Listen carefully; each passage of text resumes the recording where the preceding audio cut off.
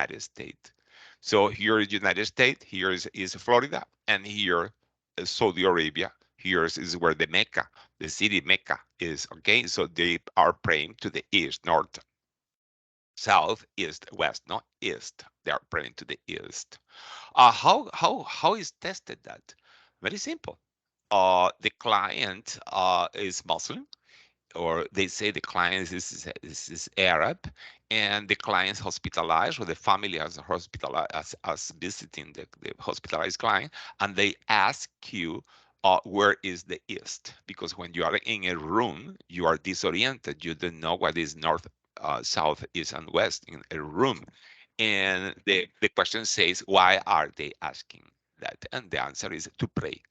Okay. For example, the client probably is going to request you to move the bed so the feet of the bed are looking to the east, and you need to adapt. You need to make the possible arrangement to reposition the bed is necessary to satisfy these clients' need. Again, it is especially important for clients that are critically ill or are dying, no, in hospice, etc. Also, you should know that they have a month every year called the Ramadan, where they don't eat or drink from sunrise to sunset, but they drink and eat during the night. And it is important because you are going to have, uh, diehard Muslim clients that are refusing oral medication and are refusing um, nutrition during the day. But remember that you can adapt, providing the oral medication and nutrition during the night. Is during sunrise to sunset when there is a limitation to consume. So how is the question? So very simple. The client has ordered a antibiotic that is given once daily, like say levofloxacin, at 9 a.m. Yeah, and the client refuses to take this antibiotic because is Ramadan. And what you do, you document that the clients refuse the medication. You call the doctor, etc., etc. You call pharmacy to change the medication for an IV form, and then the best answer is change the dose of the medication from 9 a.m. to 9 p.m., for example, and it's a win-win solution. Remember that doctor prescribe the medications every 12 hours or every 8 hours or every 24 hours, and we can decide in which schedule, respecting the doctor's order, in which schedule, what time the client is going to receive the medication. Remember that the left hand is used in this culture for toileting, so it's not polite to offer medication or food with your left hand if you're left-handed. Alcohol is 100% forbidden in this group, in this culture, in this religion. And sometimes there are certain medications that contain alcohol and need to be considered. In the diet, remember that nutrition, that pork is not allowed. And there are, in this religion, the members of this religion and this cultural group are very strict in having a concordant gender or healthcare worker. So male with males and female with females.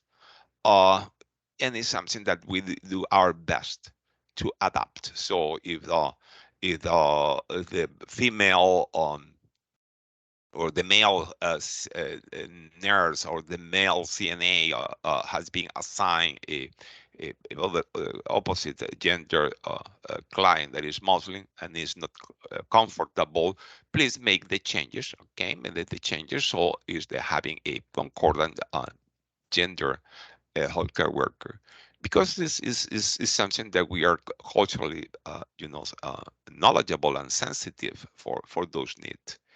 And remember that in traditional, families, in the traditional Muslim families and in the culture, male members of the family take decisions. It doesn't mean necessarily that the women's are abused, etc. you can find the win-win solution. Let me give you an example. Um, a woman is going to have a surgery, suppose an hysterectomy, and you are, obtaining the signature or the informed consent of from the client. And when you ask in presence of the husband, for example, could be the father, could be the brother, okay, in of the husband, you ask the woman to sign the consent. The woman say that she prefers her husband to sign the consent.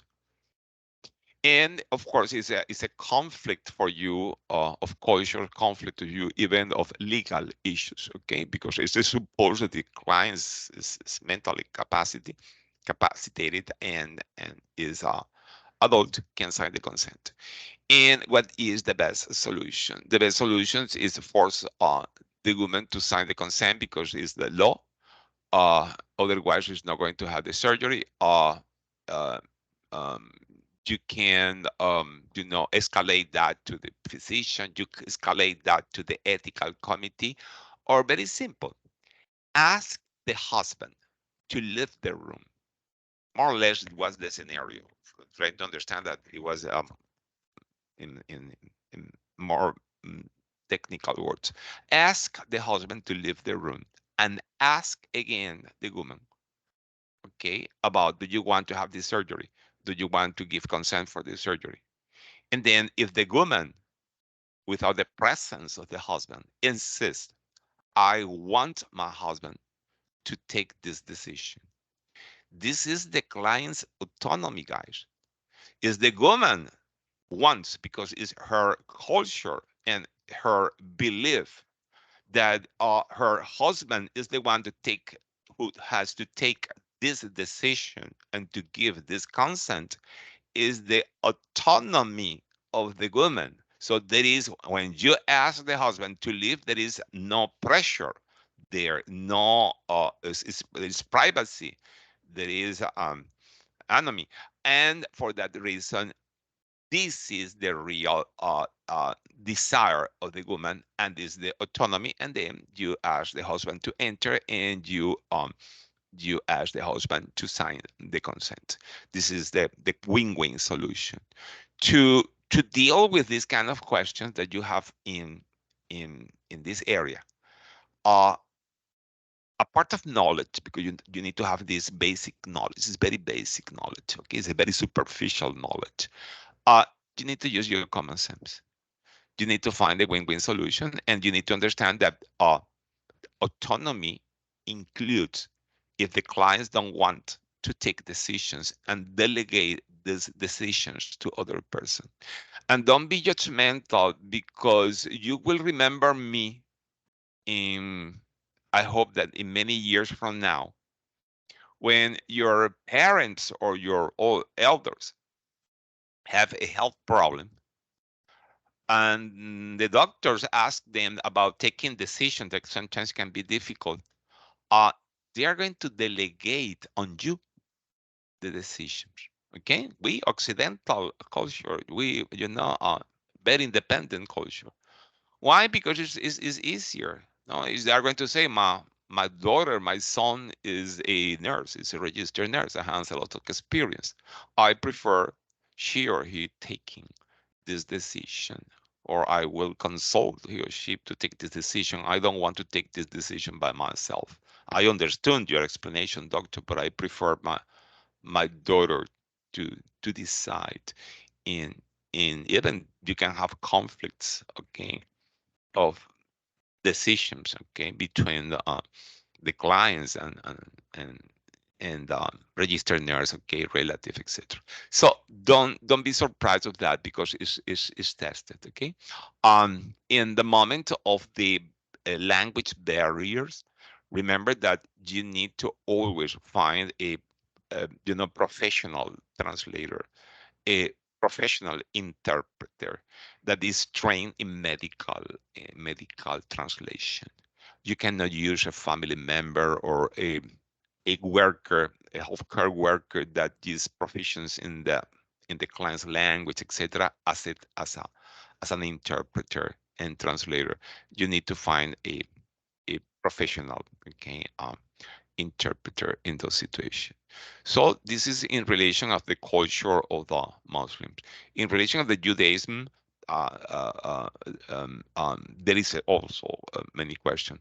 Remember that they have very strict uh, uh, dietary laws, religious laws, and the majority of them have the kosher food. And kosher food begins since the moment in which the I don't know, the food is raised, is produced uh until going through the preparation until the moment that is served. So it's a very demanding issue. So it's not enough to avoid pork or avoid shellfish. The food need to be prepared in specific conditions. And if they don't have the food prepared in those conditions while they are hospitalized, they don't eat, period. And our role is to be holistic, and we include nutrition in the treatment of the client. So it's important. It's important. Remember that not only the preparation, the food and the utensils should not be touched or mixed with other trays when you bring the food to the client. Um, brings the food as being prepared in the kosher kitchen, and don't open anything. Allow the clients to open whatever. Remember that they don't consume pork in any form. Um, Parenthesis, it includes gelatin, shellfish in any form, but fishes, okay, fish is are allowed, and they consume dairy, they consume meat, but they don't mix them. They need to have 3 hours separation from one and the other. So if they eat a beef, for example, they cannot have a yogurt. They need to wait 3 hours. Or they cannot have, for example, a, a generally pasta, because frequently pasta mixes, meats in and cheese, or butter, lasagna, a cheeseburger, for example. Those are no for the kosher diet, and they are specific. They are specific in the question, because that's the problem. You have a client of those important and common religions, Muslims or Jews, hospitalized, which is a common situation in America. You need to know about their nutritional needs specifically, because it's our responsibility. Um, Remember that in these religions, the circumcision is done at the 8th day of life. But children that have malformation or congenital malformation of the urethra called hypospedia, you need to explain them that cannot be circumcised, because the foreskin is going to be used in the repair of the defect. About end of life of issues in Judaism, they make a lot of questions. The most important is to know that a person who is severely ill or dying should never be left alone. And after dying, the cadaver cannot be left alone in any moment until it is buried. Okay, until the burial. So it is the most common question that I think about Judaism. They don't practice cremation. They need to to bury their organs that have been amputated together with the body uh, in the same place, and generally a rabbite presence is necessary. As I said, for Muslims, the dying and death occurs is very demanding also. They need to die facing the Mecca, and the cadaver should be maintained facing the Mecca while it's prepared. Family members, family members of the same gender prepares the cadaver. You only help.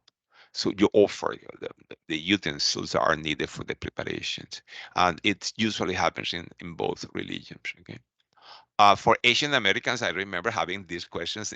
I took Nclex as an LPN and then as an RN in a very short difference of time.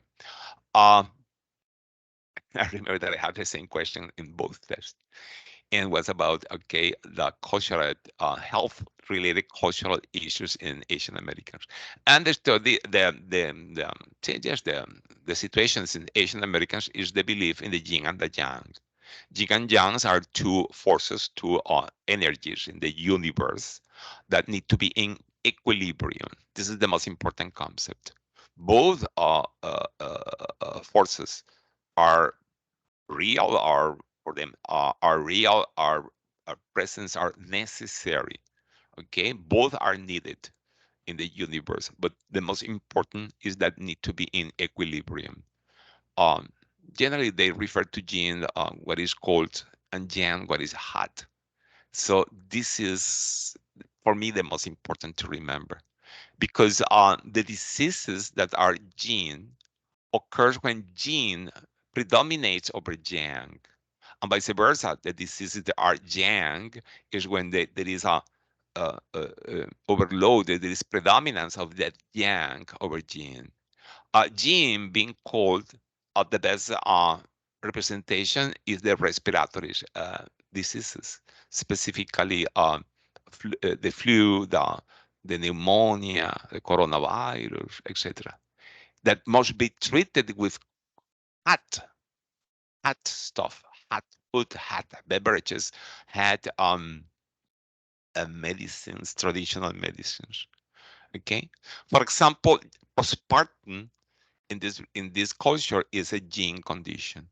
So postpartum women uh, don't want the AC cold. They want the room hot. Uh, they don't want ice pads for the perineal area. They don't want to to shower immediately after birth, etc., etc. So those are examples, okay, how to interpret the yin and the yang. Yang, for example, hypertension is a yang condition that is treated with cold stuff. Cancer is a yang condition, should be treated with cold stuff. But this is not generally the question in my experience in English. The question is the same that I had. What is disease for Asian Americans? Is traditional Asian Americans. Remember that we say don't profile and we are profiling, okay? Because there are Asian Americans that are more occidental, more advanced, more modern than myself. Yes. Um, so, but assuming that it's a traditional, okay, Asian American, um, the the understanding of disease is when the equilibrium between yin and yang is broken. Okay.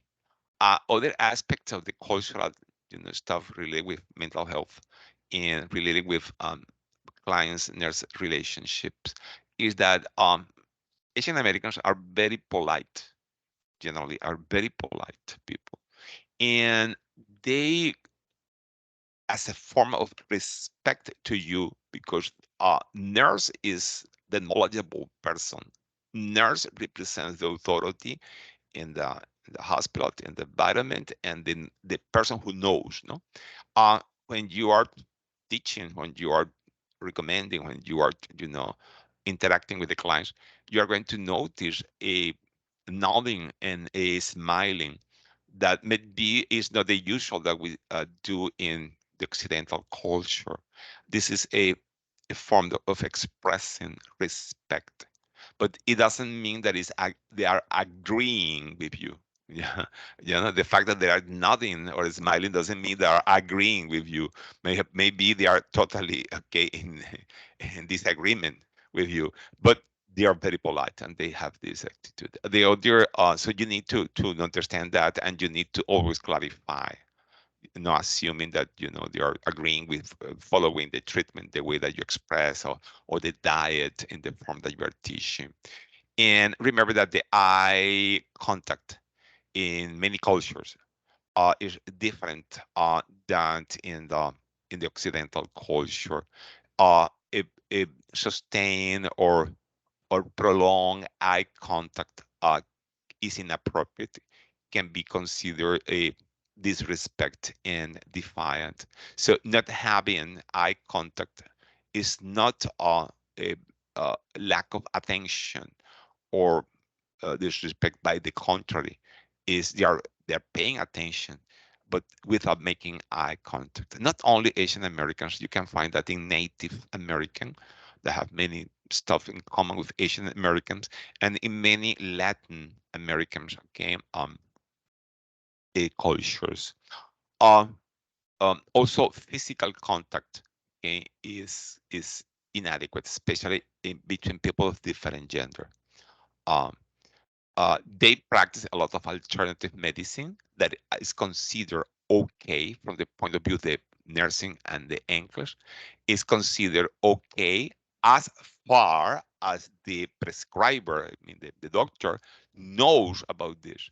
Because the problem is, especially in the the common questions about herbs and teas, etc., that can interact with prescription medications, and is something that also need to be studied. Is frequently tested. Is terribly frequently tested. Uh, let me very briefly go over this topic, because I can assure you, it's my experience is super common in in English questions. Okay. I'm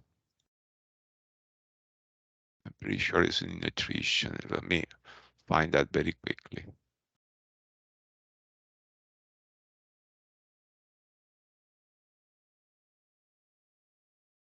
Okay, I recommend a lot to, to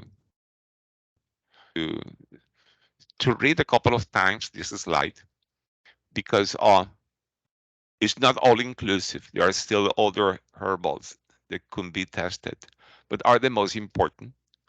Like, for example, the medication that can, the medication, no, sorry, I use the herbals that could uh, interact with the coagulation. Uh, the question about coagulation is going to be a client taking anticoagulants, specifically warfarin, or a client is going to surgery. And remember the G's. There are a lot of G's that interact with warfarin, like the garlic, ginseng, ginger, jingo, glucosamine. Okay, glucosamine has been tested recently. The saw palmetto, vitamin E in high doses, and an omega-3 fish oil has been tested in English. All those stuff have been in English. In clients taking warfarin or going to surgery, all them. Okay. So what is the problem? That those are very mild anticoagulants that in reality taking alone don't produce bleeding. But if the client's taking warfarin, for example, and take one of those herbals, then there is going to be a potentiation, and there can be a bleeding accident. Or when the client is not taking anticoagulant, but is going to surgery, because you anticipate that during surgery bleeding will occur. You don't want to go to surgery taking anything um, that could interfere in coagulation. Uh, the the one that had been anchored in potentiating the insulin or oral hypoglycemic drugs is the oolong tea, that is the preferred herbal in Asian culture for diabetes, and the ginseng. So if the client is using glipizide, yeah, and then start using oolong tea or ginseng, then can develop hypoglycemia because there is potentiation of the action. You know very well the problem of the Saint John wort. This is the plant, the Saint John wort, and clients taking SSRIs because they can develop serotonin syndrome. And the other interaction is with the monoamine oxidase inhibitors, phenelzine, selegiline, because also St. John wort can precipitate hypertensive crisis with monoamine oxidase inhibitors. The black cohosh has been also tested, but it's not because interactions with prescription medication, because in reality don't have very important interactions. But they ask for what people use that, and is for hot flashes. So women's in the change during the um, climaterium, the perimenopausal period, that are annoyed by the hot flashes, use this kind of medication. The echinacea, Nclex makes many different questions about echinacea. It's theoretically an immune stimulant. But remember, there are people that the immunity is killing them. People with lupus, people with multiple sclerosis, people with Crohn's disease, the immunity is killing them. And for that reason, they need to be treated with immune suppressors. And there is no reason, there is a, a nonsense in stimulating immunity with echinacea if the client needs to have an immune suppressive therapy. Sedation, how it's tested, valerian root is the one that is tested in Nclex, is has sedation properties, very mild but properties. And the problem is when it's combined with potent drugs that depress central nervous system, like benzodiazepines, like tricyclic antidepressants, like amitriptyline, that produce a lot of sleepiness, um, mirtazapine, um, how do you call the other one? Trazodone.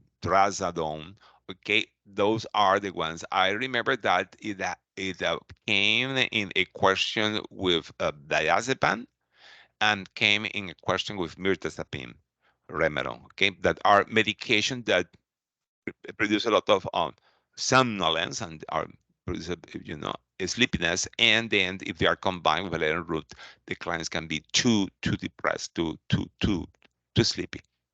Anticholinergic medications, are contraindicated in glaucoma, in BPH.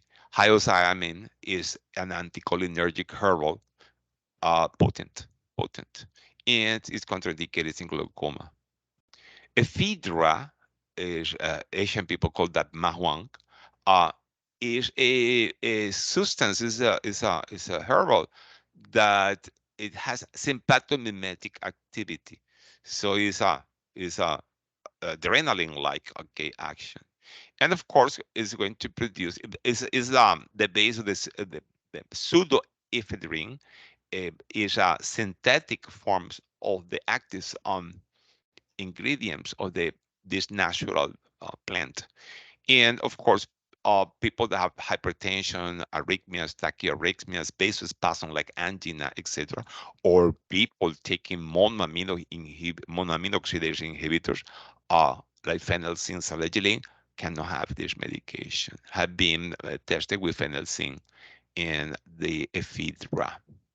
The palmetto, that is used for benign prostatic hypertrophy, as I mentioned before, interact with anticoagulants. It is a topic that, look at this, is included in psychosocial because it's something that is cultural.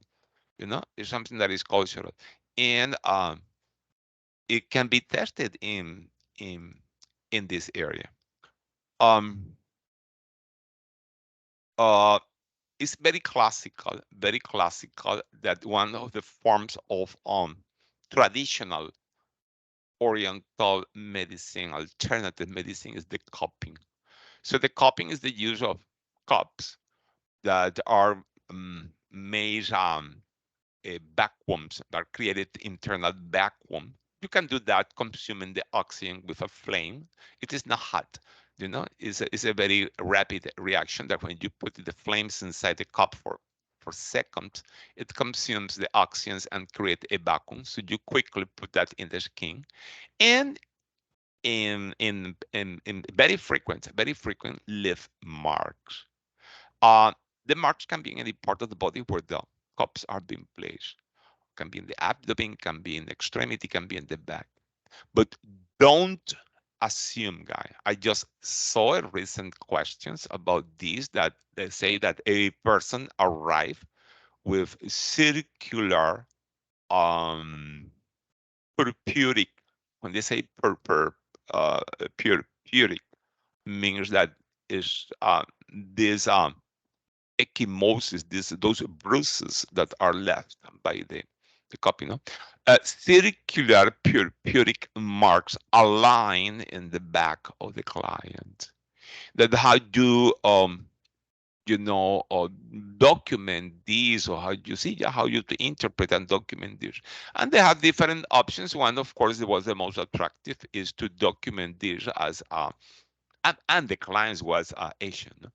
That is it is the marks of copying, but this is not correct. The right answer was to ask the client how those marks were produced, because we are assuming that are copying. The most probable they were produced by copying, but it can be produced by other situations.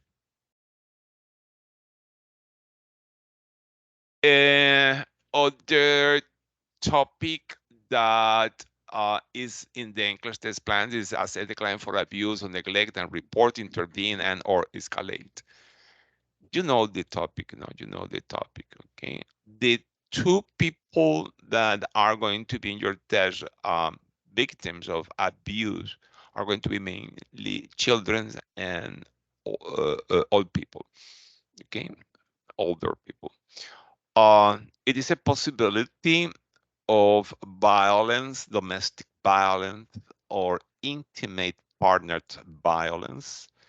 And there is a possibility of human traffic questions, but are very, very remote.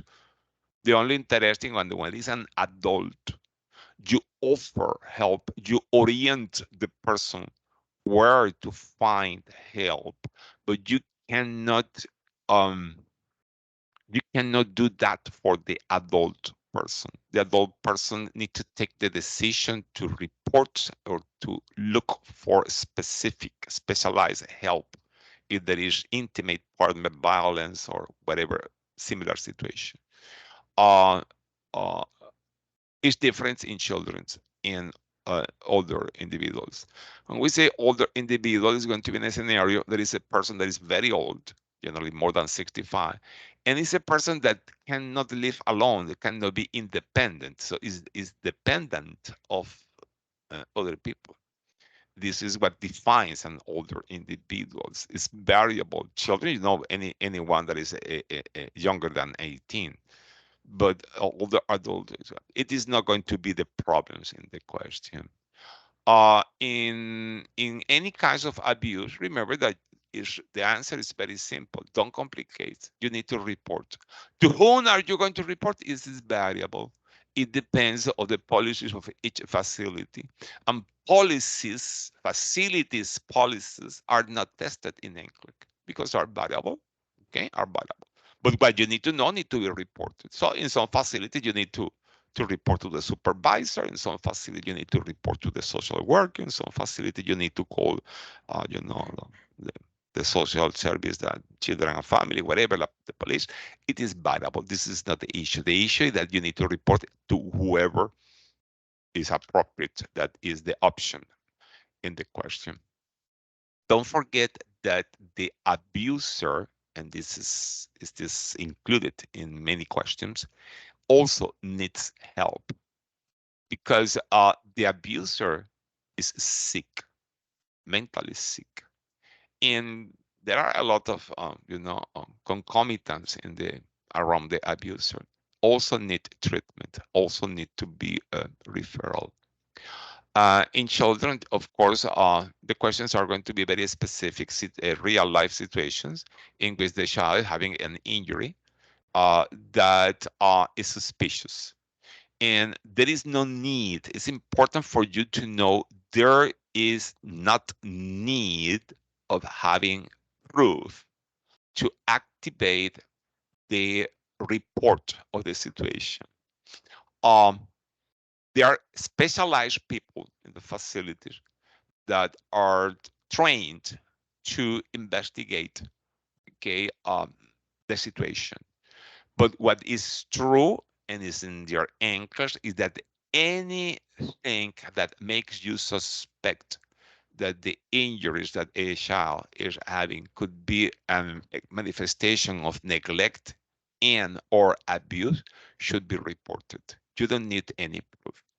Uh, don't state that you conclude that is abuse. Don't document anything that is not factual and detailed. When you see lesions like this, you need to describe two circular lesions in the dorsal of the left hand, measuring 1 centimeter of diameter, red, wet, and blistered. But you don't document that looks like cigarettes burns. Why? Because you don't have proof that these two marks here are cigarette burns because you didn't see the cigarette burning the child. So what you did, you documented that factually. What is that fact? What is the fact? There are two lesions. The child is coming with two lesions, okay, with the characteristic that we described. And you make the documentation detailed. Where are the how many lesions? Where are the lesions? How much are measuring the lesions? What is the shape of the lesions? What is the aspect of this surrounding skin, etc., etc. Of course, you suspect that those lesions are cigarette burns, and then you report that. You don't allow the child to live without being evaluated by the expert that will find if there is a possibility of child abuse. You have the options of asking the child how those lesions were produced, and you have the option as a nurse to ask that in private. So you can request the, the, the adult person that is accompanying the child, parents or not, to live while you find out the measure. Any lack of consistency in the version of the child, the version of the adult is important. I seen very how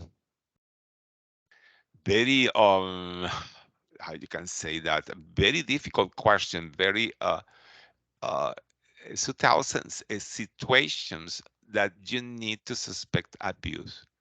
Like, for example, a nurse that is visiting a house.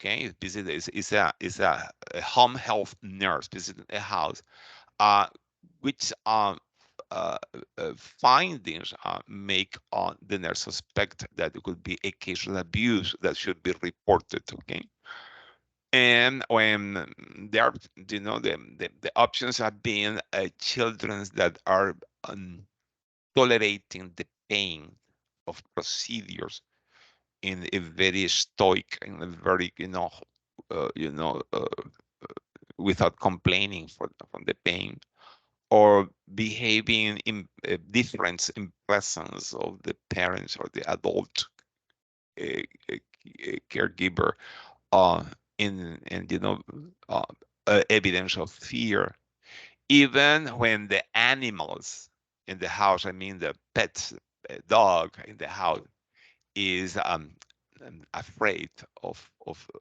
the nurse, of visitors, because it happens when they are abused.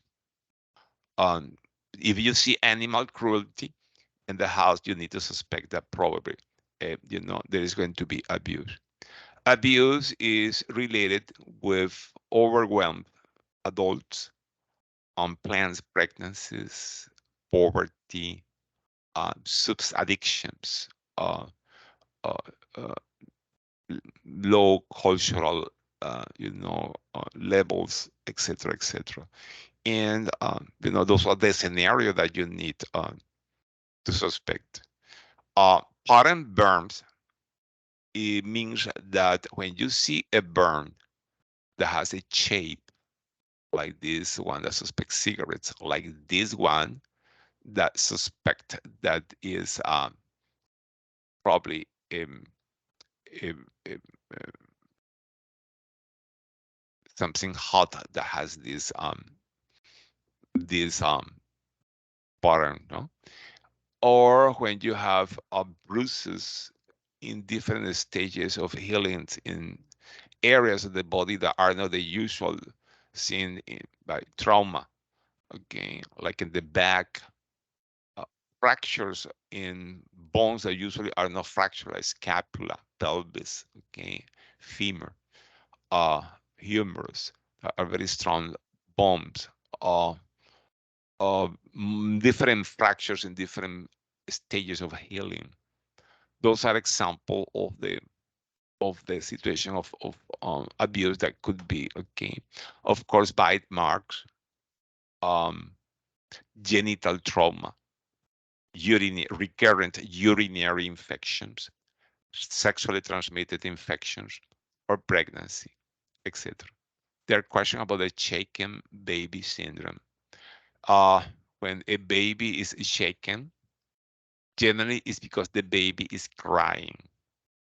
Some babies are crying a lot, either because their needs are not satisfied or because they are sick, colic, etc. And they cry a lot. And they cry a lot at night when the parents, the adults, need to sleep. And when a person wakes up with a sleep deprivation, because as being awakened frequently by the cry of the child, okay, it had the tendency to do this maneuver to check the baby. So the the literature says that the shaken baby syndrome is not a form of overt criminal abuse like those examples that we mentioned here, no, that like these burns, etc. That is something that can happen in not abusive parents when the baby cries a lot and the parents have a sleep deprivation. Checking baby syndrome is very risky because a mild shaking of the baby can produce COOP, a counter COOP, con- contusion and concussion in the brain hemorrhage, retinal detachment, and retinal hemorrhage. Of course, increased intracranial pressure with bulging fontanelles, seizures, alter level of consciousness. Can in the side that is held the child, you can have bruises and even fractures. Is something that could be very risky. The question in NCLEX that I see more frequently about shaken baby syndrome is what you tell parents, normal parents, of a child that because of colics or any reason um, has bad sleep, so is awakening frequently during the night and is crying frequently during the night. And the recommendation is that when the parents is aroused, is awakened by the child's cry, the parents should not take the child immediately, should leave the child cry for a while before taking care of the child. It allows this period of disorientation or confusion that is observed just awakening and the immediate period, post period of awakening in people with a sleep deprivation is going to prevent this type of reaction. The questions about abuse in older is economic in the majority of the cases. Of course, you can have a question in which you have an old person that has broken glasses and it cannot see because broken glasses, and it is a case of neglect, or dangers, etc. But generally, the question is about economic abuse. All people usually have social um, security check or savings, etc. And then the relative is abusing economically, hiding the bank statements, or making the old person sign checks, or sharing the the debit card, okay, code, etc., etc. Those are generally the situation that is more frequent question about older abuse. Okay, and intimate partner violence. Remember that the nurse always assess for domestic violence, especially in women. It is a nursing question. It's an English question. Uh, that part of the regular routine assessment, like asking for allergies, like asking for the present symptoms of past medical history or surgical history, is assessing for the possibility of domestic violence. It's part of the routine in the assessment of crimes. Remember that in those cases of intimate partner violence and domestic violence, like risk of homicidal and suicidal risk involved. Uh, the role of the nurse is to provide the information of the support groups, shelters, hotlines, etc., to the victims, um, recommending to develop a plan to deal with those crises, but you cannot force the person, or you cannot report the balance for the clients if the client doesn't authorize you to do that because you're an adult. Don't forget what I mentioned about the abuser. And as I said, the adult victim is the one who needs to report the abusive relation. The Munchausen syndrome by proxy is a very common topic in English.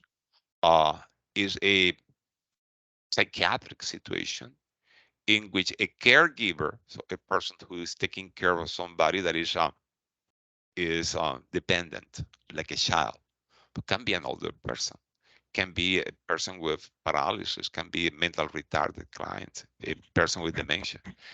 Is the situation in which the caregiver has a psychological problem that makes the the, the dependent child or old person sick on purpose, is creating a false, a factitious disorder, is faking a disease in the person that is um, caring, with the purpose of calling the attention and obtaining a secondary gain of the situation. Yeah.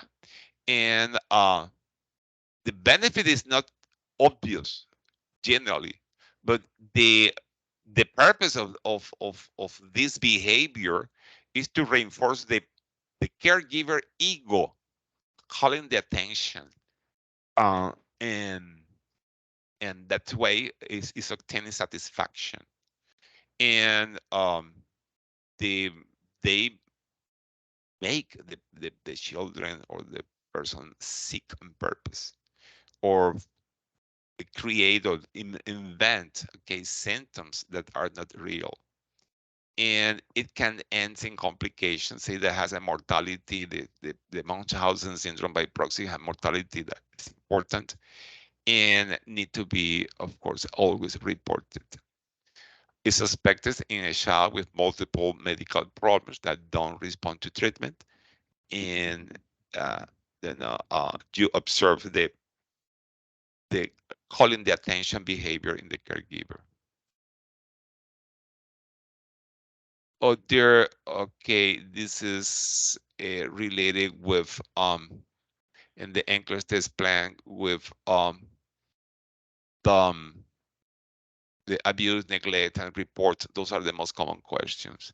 Assess the client's ability to cope with life changes defense mechanism. Okay, is another common topic. The sorry, the most common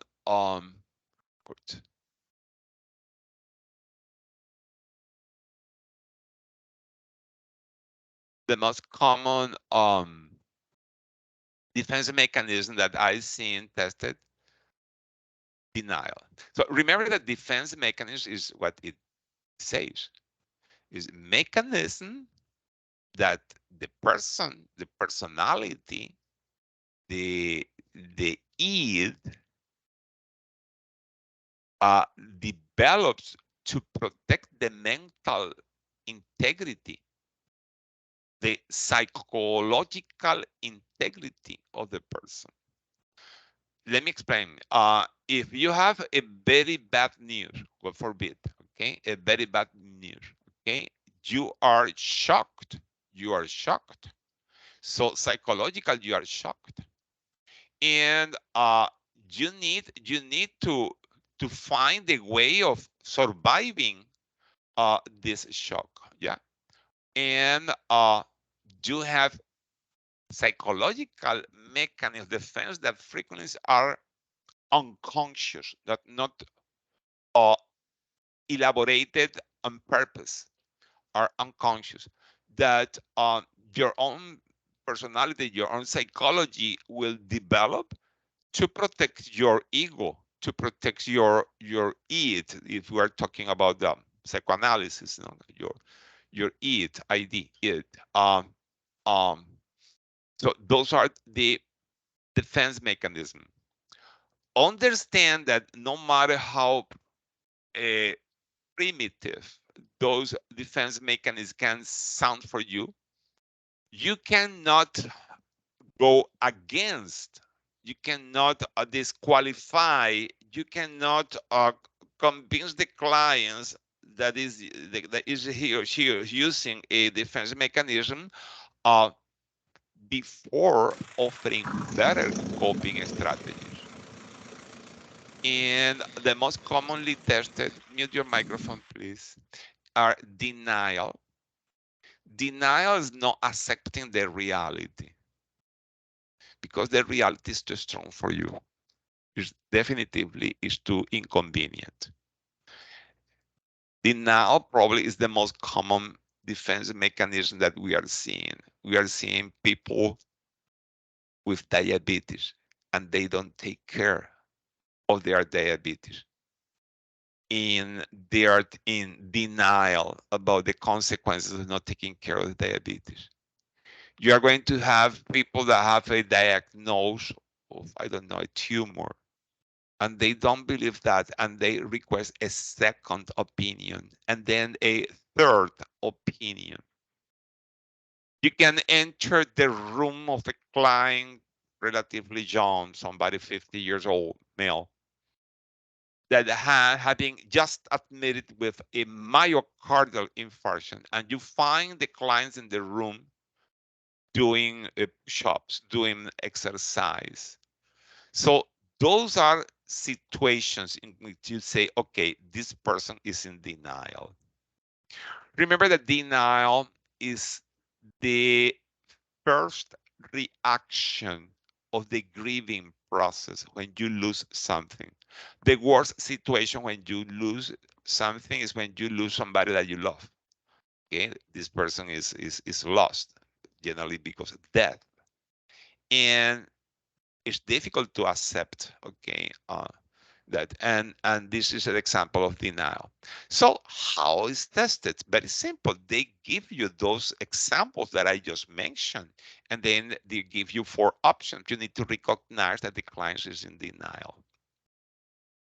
Alcoholics and addicted people are frequently having denial. Okay, so you have the alcoholic saying, no, I am not alcoholic. I can stop drinking when I want, but they never want. Okay, this is another example of denial. So denial definitively is very high yield because it's a very common mechanism of defense that people present. Okay, in when especially when they are having health problems.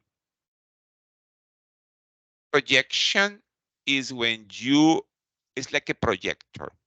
The projector is a machine that projects in the wall an image, no? Is when what is done, something that you don't like in into yourself is attributed, is projected to other person, situation, object, etc. Yeah, is the yes, is the opposite to introjection.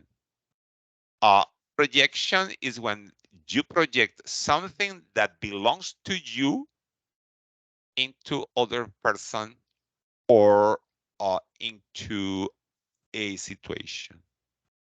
The most common situation of projection is when you blame others of what you did wrong.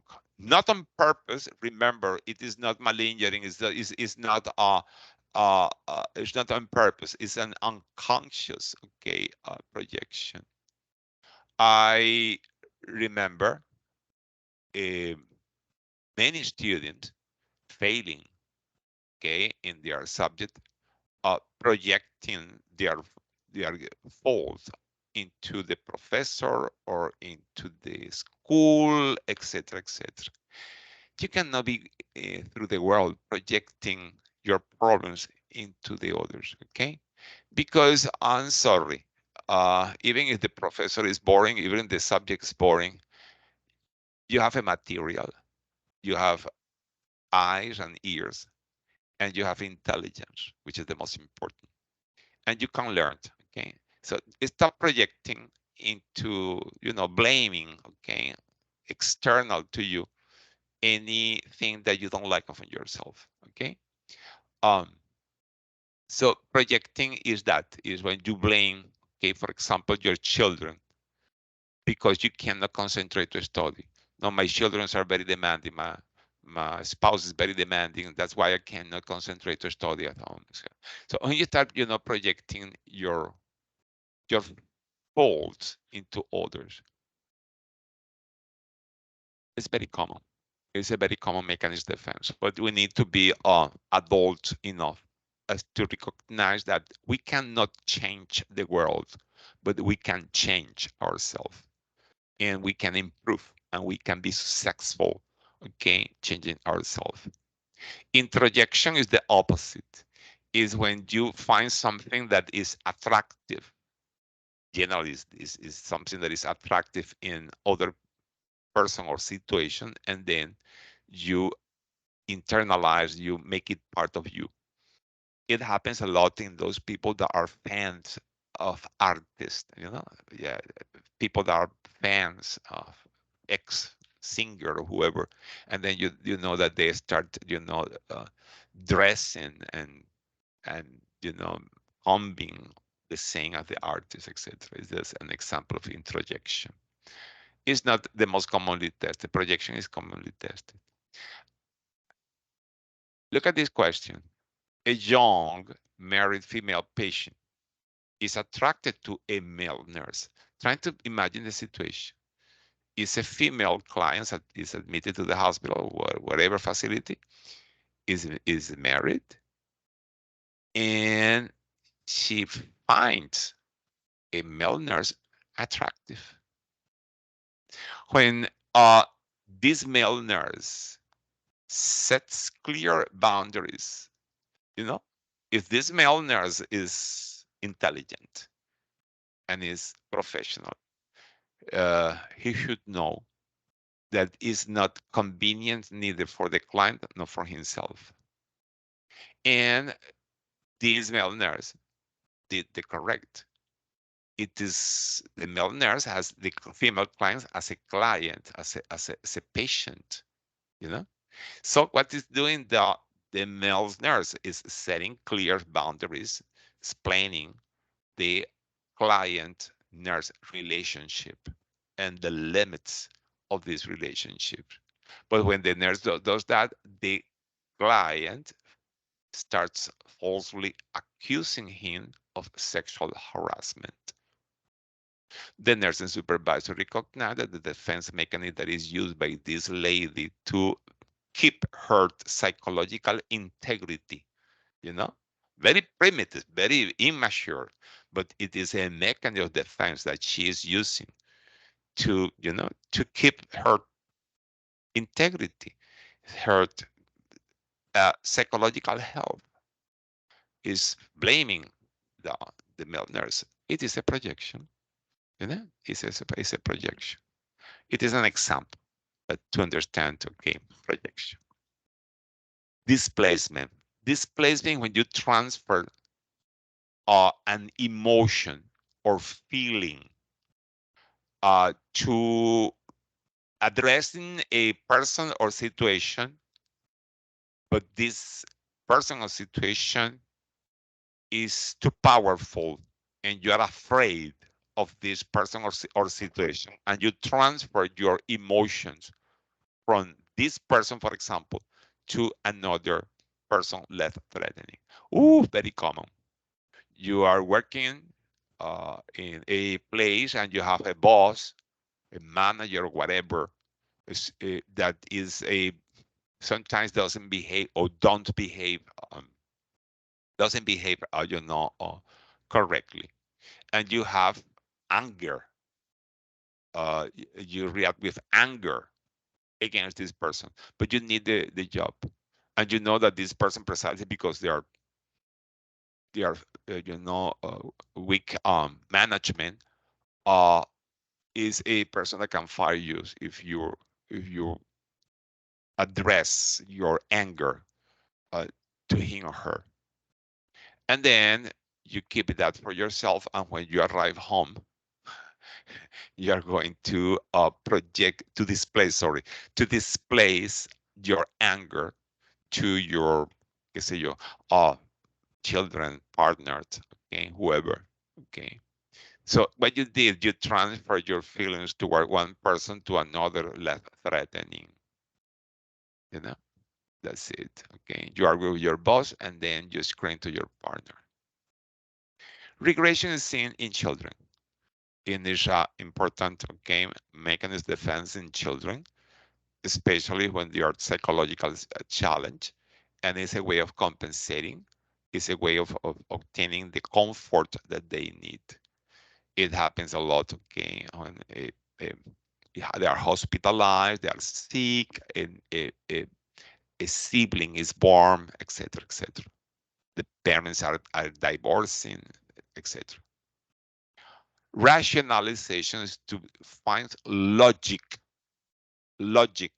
okay, uh, and justification in what, oh my goodness, what we are doing wrong, you know. So this is a very common mechanism of defense. I I saw that also in addictions. Like for example, I need to smoke because I I manage my anxiety this way. My job is very stressful, and for that reason, I need to smoke. Or I failed the test because I didn't have a good night um, sleep. This is finding logic to explain the stuff. Sublimation. Sublimation is frequently tested in English. It's transforming something that is socially or ethically or morally unacceptable, not necessarily morally, but something that is ugly in something beautiful. Okay. Today, this morning, I was watching the news, and I was observing its news, and then there was a parent whose child committed suicide because bullying, and the parents created a foundation to fight bullying, especially social media bullying. I say, oh, this is an example of sublimation. What can be more horrible than having your child committing suicide because bullying, something so low, no? And how can you transform your anger, your hate, your impotence in something so positive, so constructive as to create a foundation to avoid bullying, to combat bullying, and to help people victims of bullying. So it's transforming something ugly in something beautiful. A example in English is a person with anger problems. You have problems with anger control problems. There are some people that that are like matches that okay uh, uh, uh, ignites immediately, and this person recognizes his or her problem, and then start practicing and sport to drain this anger or this aggression, or maybe practice something that requires the use of a hammer, like a construction or sculptures, etc., to drain this. This is those are examples of sublimation.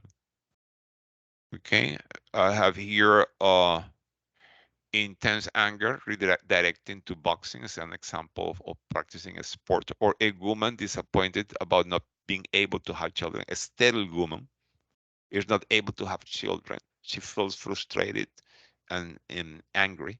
And then she is volunteering, okay? Volunteering in a children's center. So transforming something ugly in something nice. Repression and suppression, because are very similar. Repression is when unconsciously you block from your reality, from your memory, from your moment, from your living, something that is unacceptable. I seen that, for example, in victims of yes, something very ugly. For example, rape. Victims of rape that had been seriously attacked. Yeah. And then they are behaving like something has not anything has happened, behaving like if anything had happened. This is an example of repression. Okay, and you have a woman that has just been informed that her husband is an English question. Her husband has died, and you see the woman, offering coffee to all the visits that people that are visiting her to give their condolence, and behaving very very controlled, very like a cold.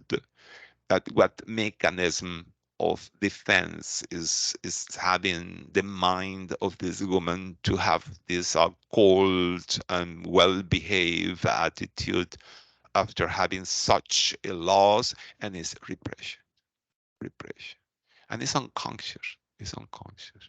Okay, this is not going to last a lot. When people leave, she is going to to confront her reality. When you do that on purpose, it's called suppression. You can do that on purpose. Okay, you can suppress. Okay, your emotion. You can suppress at least for a while. Okay, on purpose, consciously, not unconsciously. But when it is done unconsciously, it's called repression. Reactive formation, when you do the opposite at what you are expected to do. If somebody offends you, then you behave very cold and you ignore, okay, this person. Okay, so it's an example of reactive formation when you do the opposite of what is expected to do, okay, in those situations. So those are the summary, as I said, of the mechanism defense that I've seen in questions in English and more or less some examples. So expect this question in your English. I hope that I assume until now you don't have questions. You are understanding what I'm saying. Um, Depression and suicide. Okay, this is super important in English. So part of the test plan is that remember that suicide is the worst that can happen to you as a manager, as a nurse, during your shift if you're taking care of clients with mental health problems. And of course, English is going to test you if you know, if you are aware of this risk, and you can identify okay, a person that is at the risk of committing suicide. The policy in Nclex is that we don't have autonomy to commit suicide. Okay, so we don't have autonomy. So this ethical principle of autonomy doesn't apply to commit suicides. We oppose suicide. We impede suicide as much as we can. And we need to know that the people that are at the risk of suicide are people with depression. Depression is the main risk factor for suicide. So depression is a mood disorder in which the person has a lot of lack of psychological energy.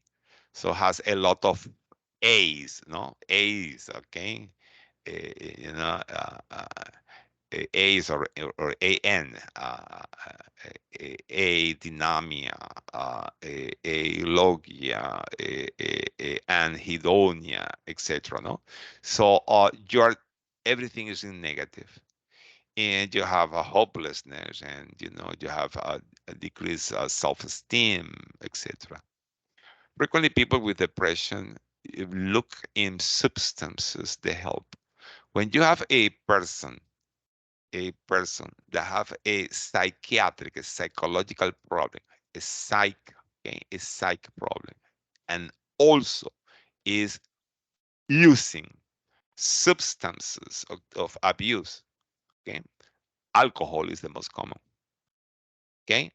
This is called dual diagnosis, okay, dual diagnosis.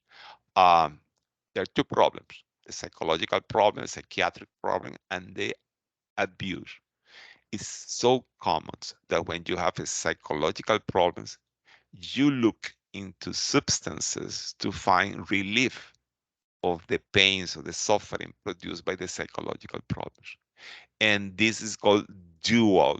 Dual means twice or double, no? Dual diagnosis. Please remember that because it's frequently tested in NCLEX, okay? So remember, a psych problem plus an abuse, a substance abuse, and generally it's alcohol, okay? Uh, the suicides more common statistically in America in white people, males, in old people, in widows or singles, and sick people.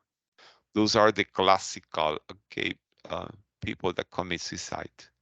But what is in common, anybody can commit suicide. It doesn't mean, no, women don't commit suicide. No, Hispanic or black don't commit suicide. It is wrong. It's just the most common, the statistic, the most common. Doesn't mean that it's exclusive of this characteristic.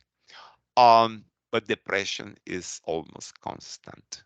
It's very, very, very rare that you have a suicide uh, not associated with depression.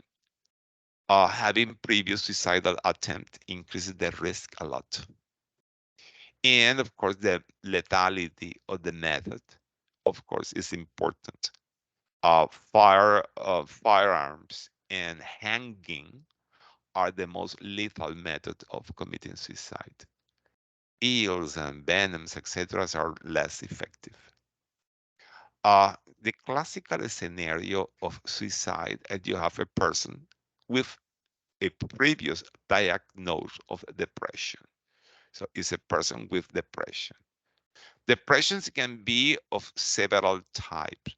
To make it simple, you can be depressed because something happened in your life and your coping mechanism, those mechanisms, are not enough to make your, compensate. Those are reactive depressions. You can have a reactive depression because, okay, you lost your marriage, you lost your partner, or because you are unemployed, you lost your job, or you have bankruptcy. Many situations, crisis in your life can brings you to depression. So those are called reactive depression. But also you can have endogenous depressions, depressions that are more related with mood disorders, especially bipolar psychosis, in which the person, because important disbalances in brain neurotransmitters, can have a depression without anything happening specifically to trigger this depression. Okay, so those are the possible scenarios that you can have. Uh, Depression is the main risk factor. And then this person that has been expressing, obviously, evidently, their depression, they are very sad. Suddenly, and this word is important, in a short period of time, very suddenly show an improvement in mood. Uh, you notice that because you notice the change. You notice the person that start participating, start talking, start active, start uh, doing stuff that before we're not doing. When the person is depressed, the person avoid talking, the person avoid participating, interacting with others, are sleeping a lot, they don't eat, etc., etc. No, and now you notice the change. This sudden improvement on mood tends to occur when a person that had been suffering with depression for a long time takes the decision of committing suicide. Generally, when the person decides to commit suicide, is in a moment, in an instant is going to say, uh, this day or that day at that times I'm going to commit suicide, and then I'm going to do that this way. This taking this decision uh release the person, okay, of the suffering of the depression. Why? Because the clients assumes control of his or her life. So the client says, I'm not going to suffer anymore. It is going to end. And this is empowering me. I have a power even over destiny.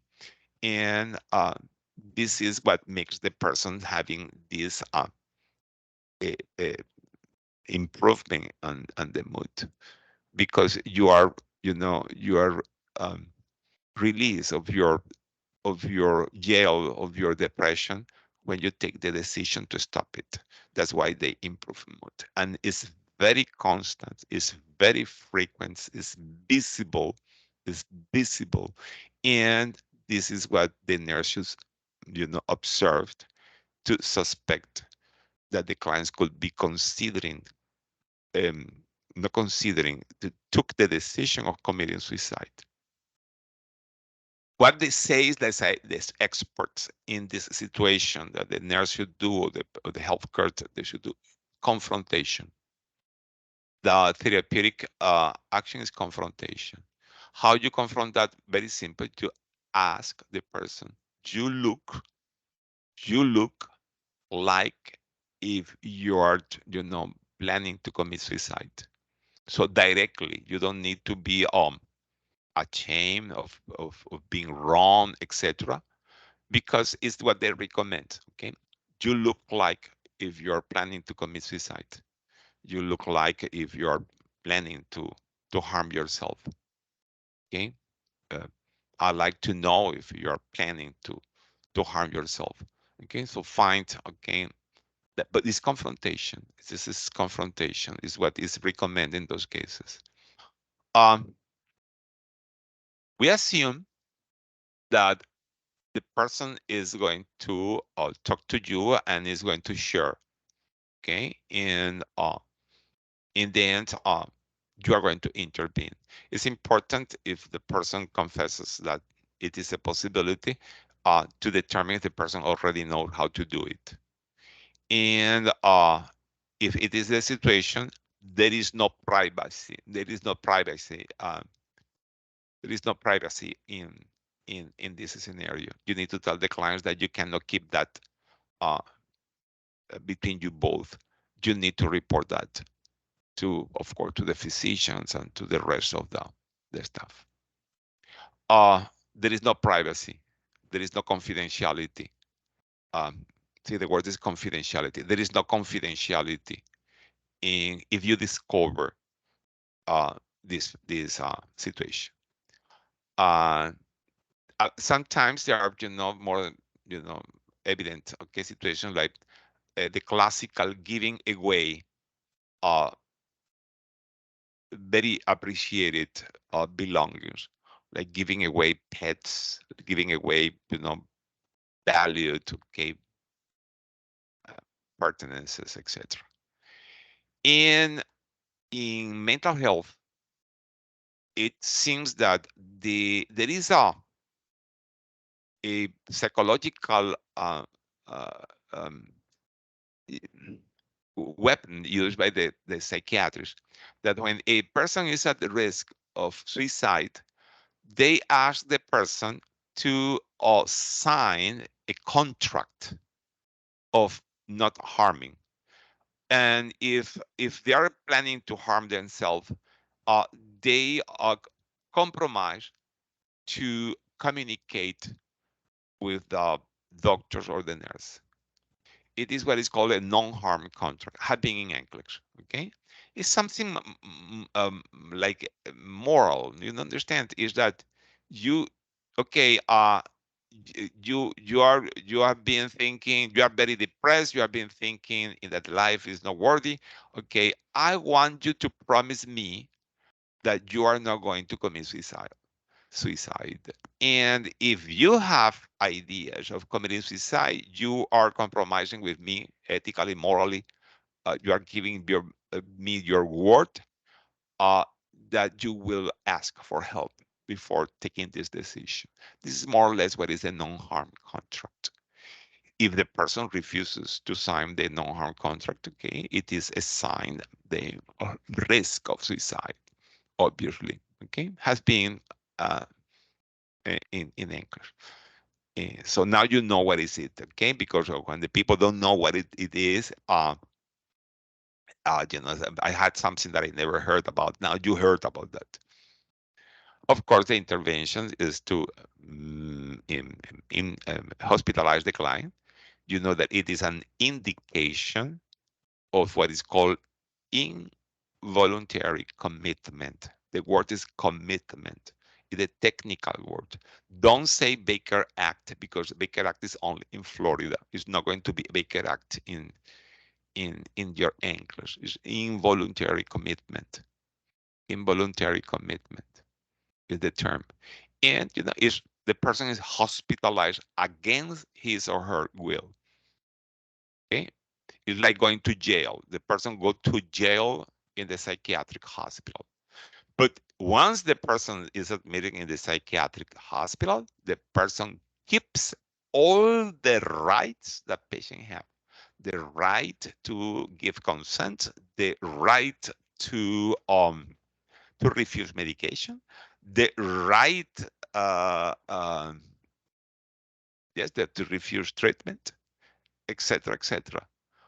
The only right they cannot keep is the right to get out of the hospital when they want because they are like in jail in the hospital. This is what means involuntary commitment. All these are tested in English. If you understand those stuff, of course, the ideal is to provide all the supervision to this high risk client to avoid the person from committing, suicide. Eliminate any potential weapon. Uh, Try to treat the depressions. Okay, placing the clients with a roommate. Sometimes they need to have a constant observations one to one, and everybody needs to know that it's a client as suicidal risk. The nurse is assessing a client with depression, which the following statement by the clients will be a priority to follow up. I often feel lonely since my partner left last month. I have paid the balance on all my credit cards and bills. I do not have a good relationship with my parents. I have been trying to lose some weight. Okay, so obviously you can rule out that if the person is in this positive, healthy behavior, you can rule out that. Okay, um, I often feel lonely since my partner left last month. Is a person that is openly communicating with you. Okay, a normal feeling. Okay, and not having good relationship with the parents is so common that is obviously not a cause of that. But having this a person that is depressed and comments that have been all this taking care, okay, should be a way of suspecting, okay, that the person is planning to commit suicide. We always make fun of this question because cultural differences. Okay, I belong to a culture in which, and this is it is in a very in a way a funny way. Yeah? That if I'm going to commit suicide, the last that I've been planning to do is to pay my debt. Okay, uh, uh, okay. It is a cultural issue. Okay, there are cultures in which this is important. Okay, your name in your last name is important in how it is remembered or how clean you live your business is important. Okay, so you need to be also culturally sensitive. That is a traditional common way, okay, of behaving. Okay, that's this. I found this question very interesting. Okay, what I'll say is the Nclex test plan because I'm trying to help you in the very extensive. It's a subject, no? It's a semester. Should be more than a semester, but how to do that. This is included in the Nclex test plan. Okay, therapeutic communication is something that you know. What is therapeutic communication? Well, therapeutic communication is anything in which you acknowledge the client's feelings is the most important of the therapeutic communication. You acknowledge the client feelings and on purpose you interact verbally with the client, promoting, encouraging the client to speak, to to do catharsis, to drain, to take out all those stuff that are inside that if you speak about this, if you talk about this to a person that is decent, honestly, attentive, listening, okay, is a good listener, it is going to help you. It is you cannot pretend, and it's a wrong answer to be a little psychiatrist. You cannot pretend to be a little psychologist. Those are other professions. You are a registered nurse. But what you can do is this: be a good listener. Okay? Uh, be an active listener. And then to listen, you need to initiate, to encourage, uh, to trigger uh, the the to open the doors to make the client speak. How you do that generally is restating what the client says or reflecting, like if you were a mirror reflects, okay, your image. So when you look to yourself in the mirror, you look to yourself because the mirror is a glass there, a very bright glass with something behind that makes the light that you are emitting, the image that you are emitting, is returning to your eyes. No, so it's called reflection.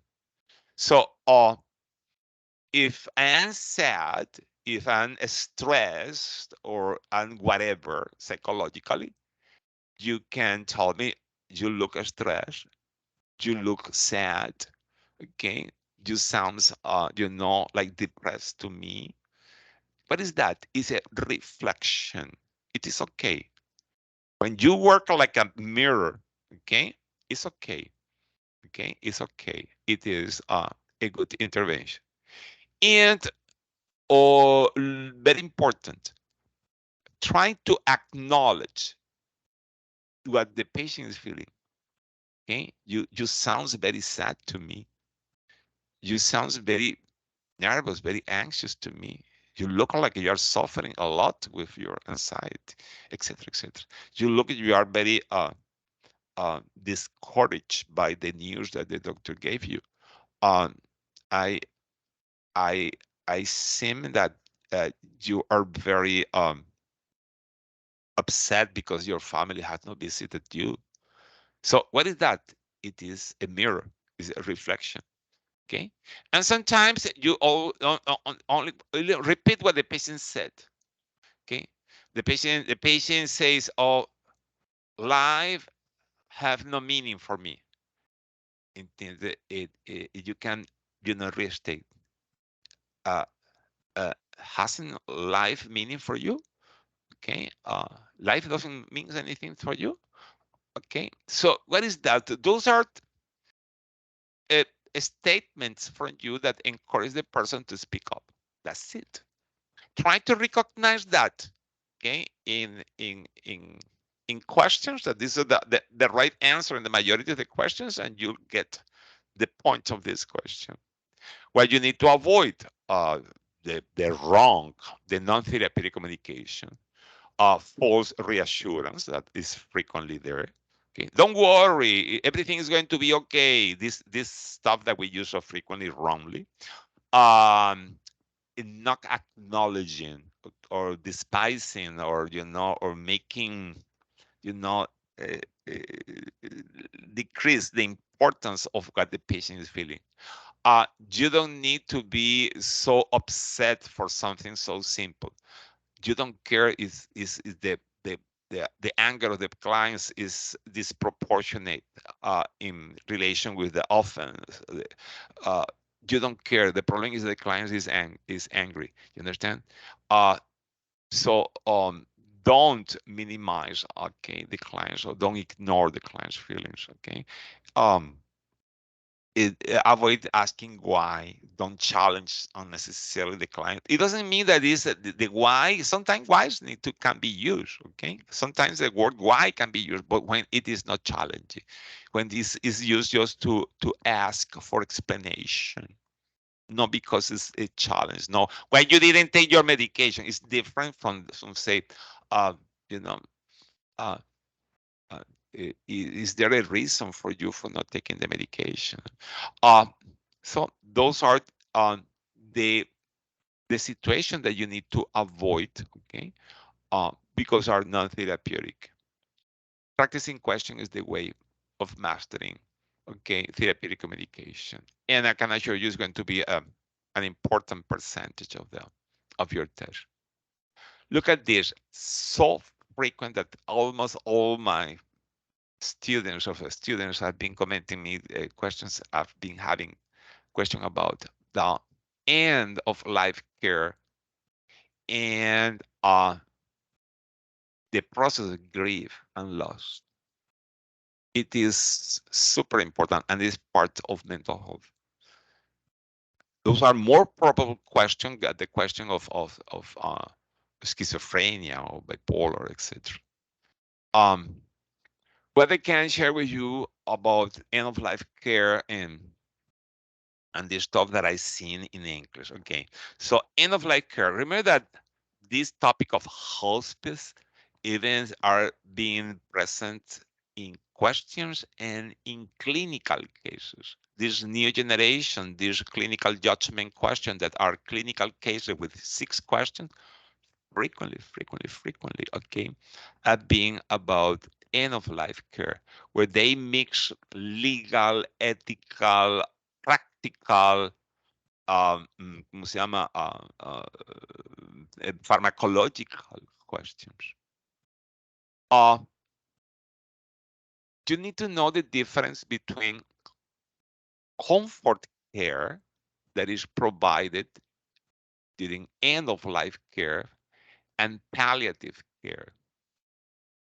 The comfort care is is a nursing care that could be independent or collaborative that provides comfort. The word is said, comfort to the clients, but is not intended to improve in any aspect the condition that is taking the client, the disease that is taking the client to death.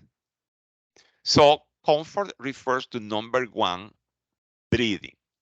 The number one need that a human being has is to breathe, is oxygenation.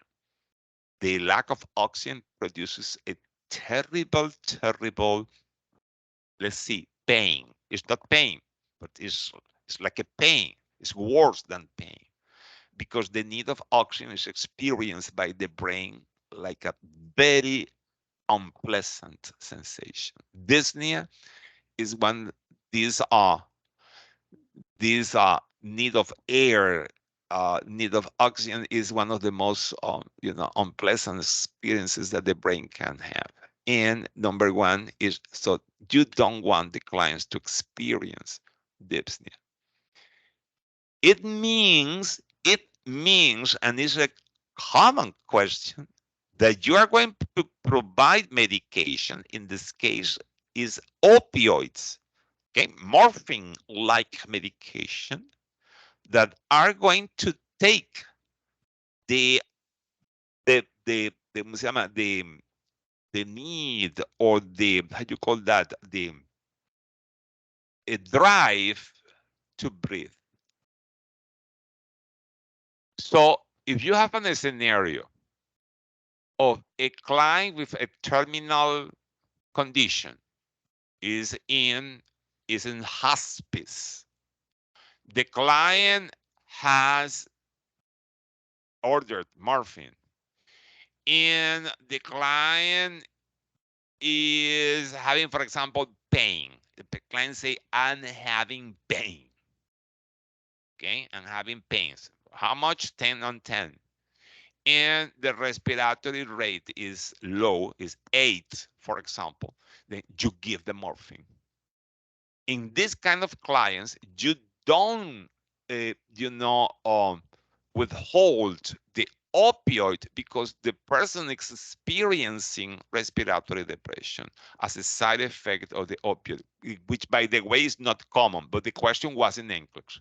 Why? Because the purpose of those clients is comfort, is not to keep the client alive.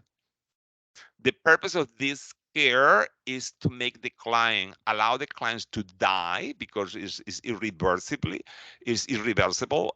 It cannot be avoided in the client's condition, but making the process of death without suffering. And it is an understanding of comfort care.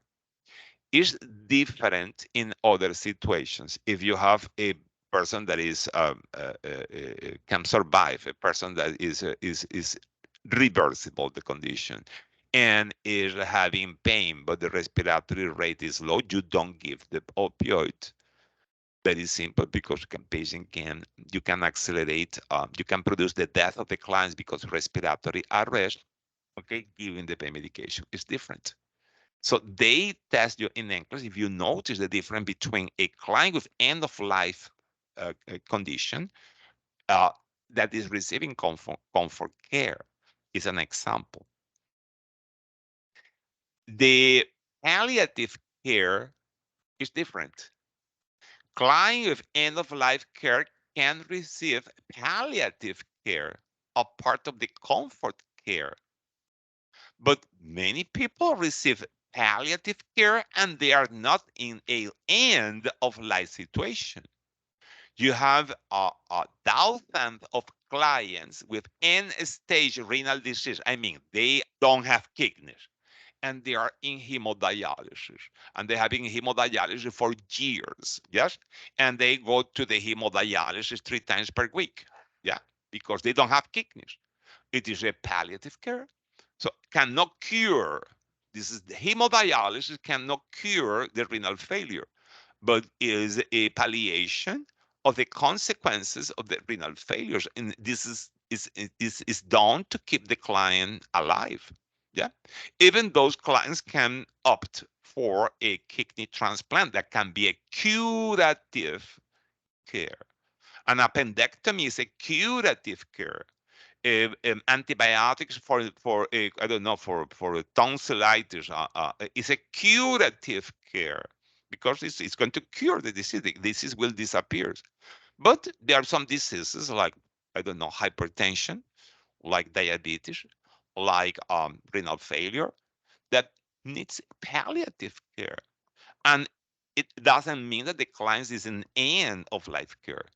People in end of life care have a condition that is terminal and irreversible, and they are going to die, period.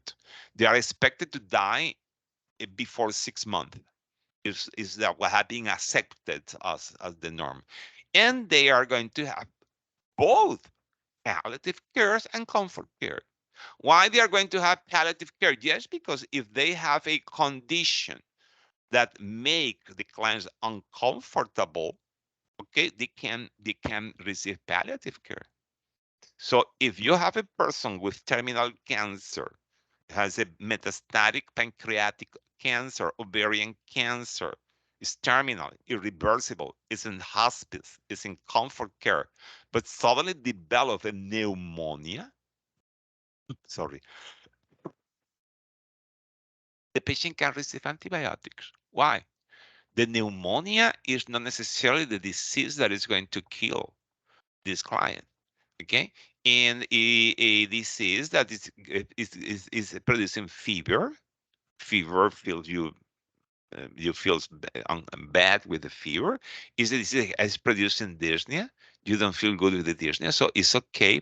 Or you can continue receiving treatment for whatever condition you could have that could make you worse, feeling worse. Like for example, I don't know, migraine, um, uh, hypertension, etc., that it is lost the control, the client will feel even worse, added to the disease that is killing the client.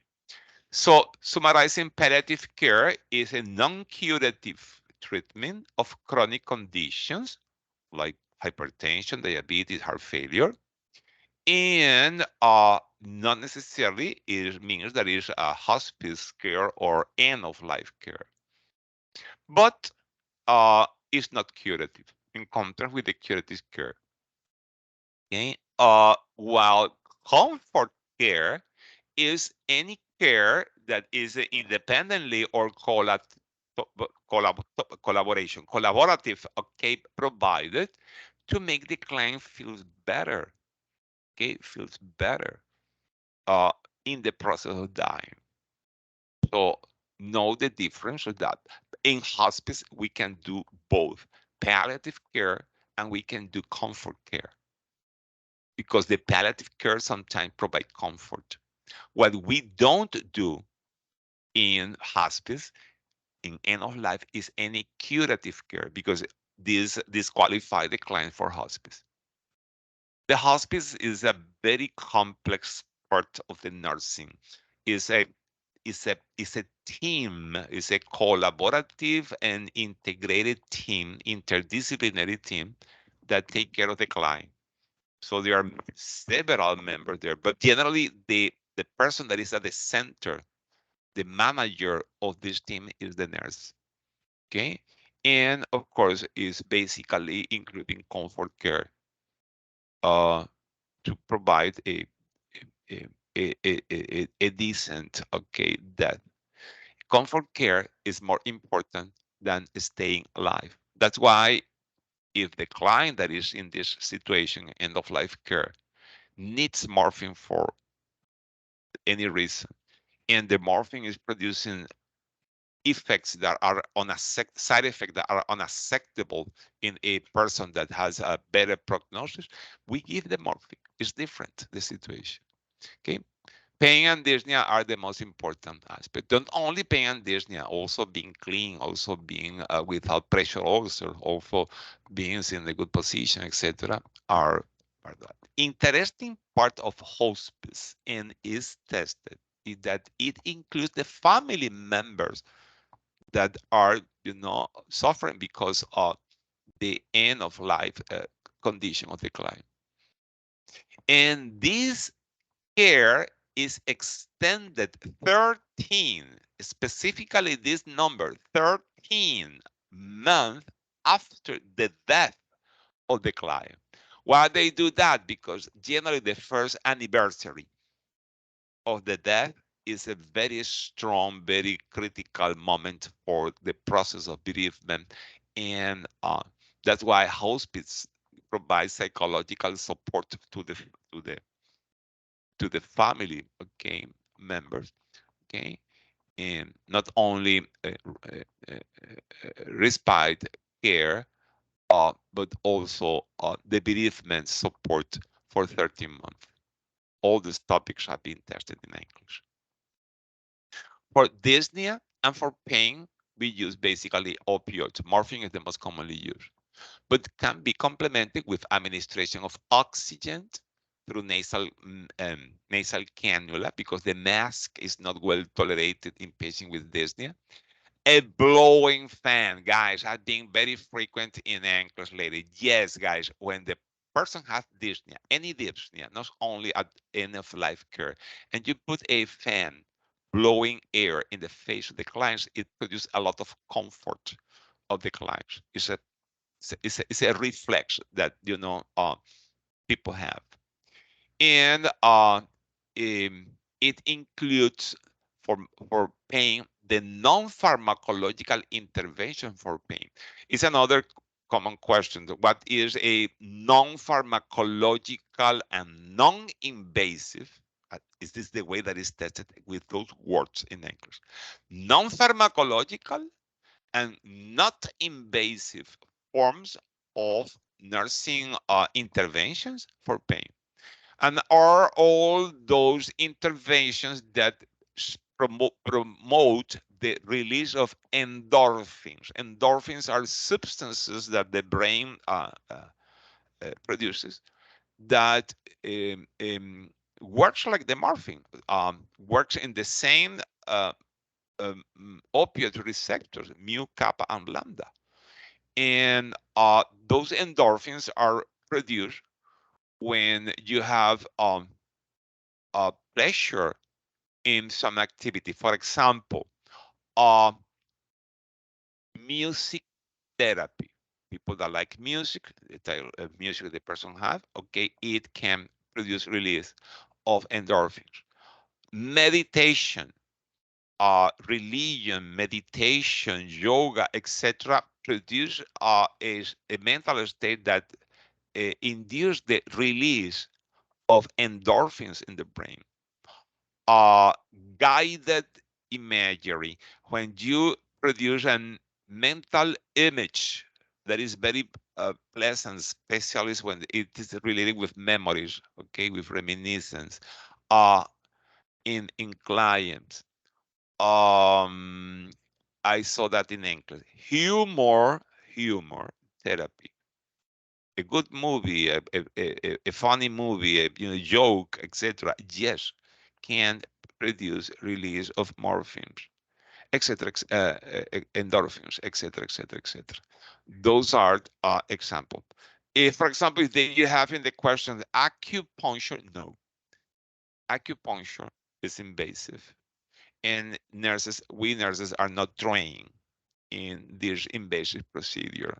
Need to be done by physical therapists and specialists in this area.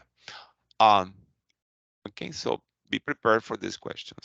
I just wanted to share with you, okay, what anchors, how the way the anchors tells about this.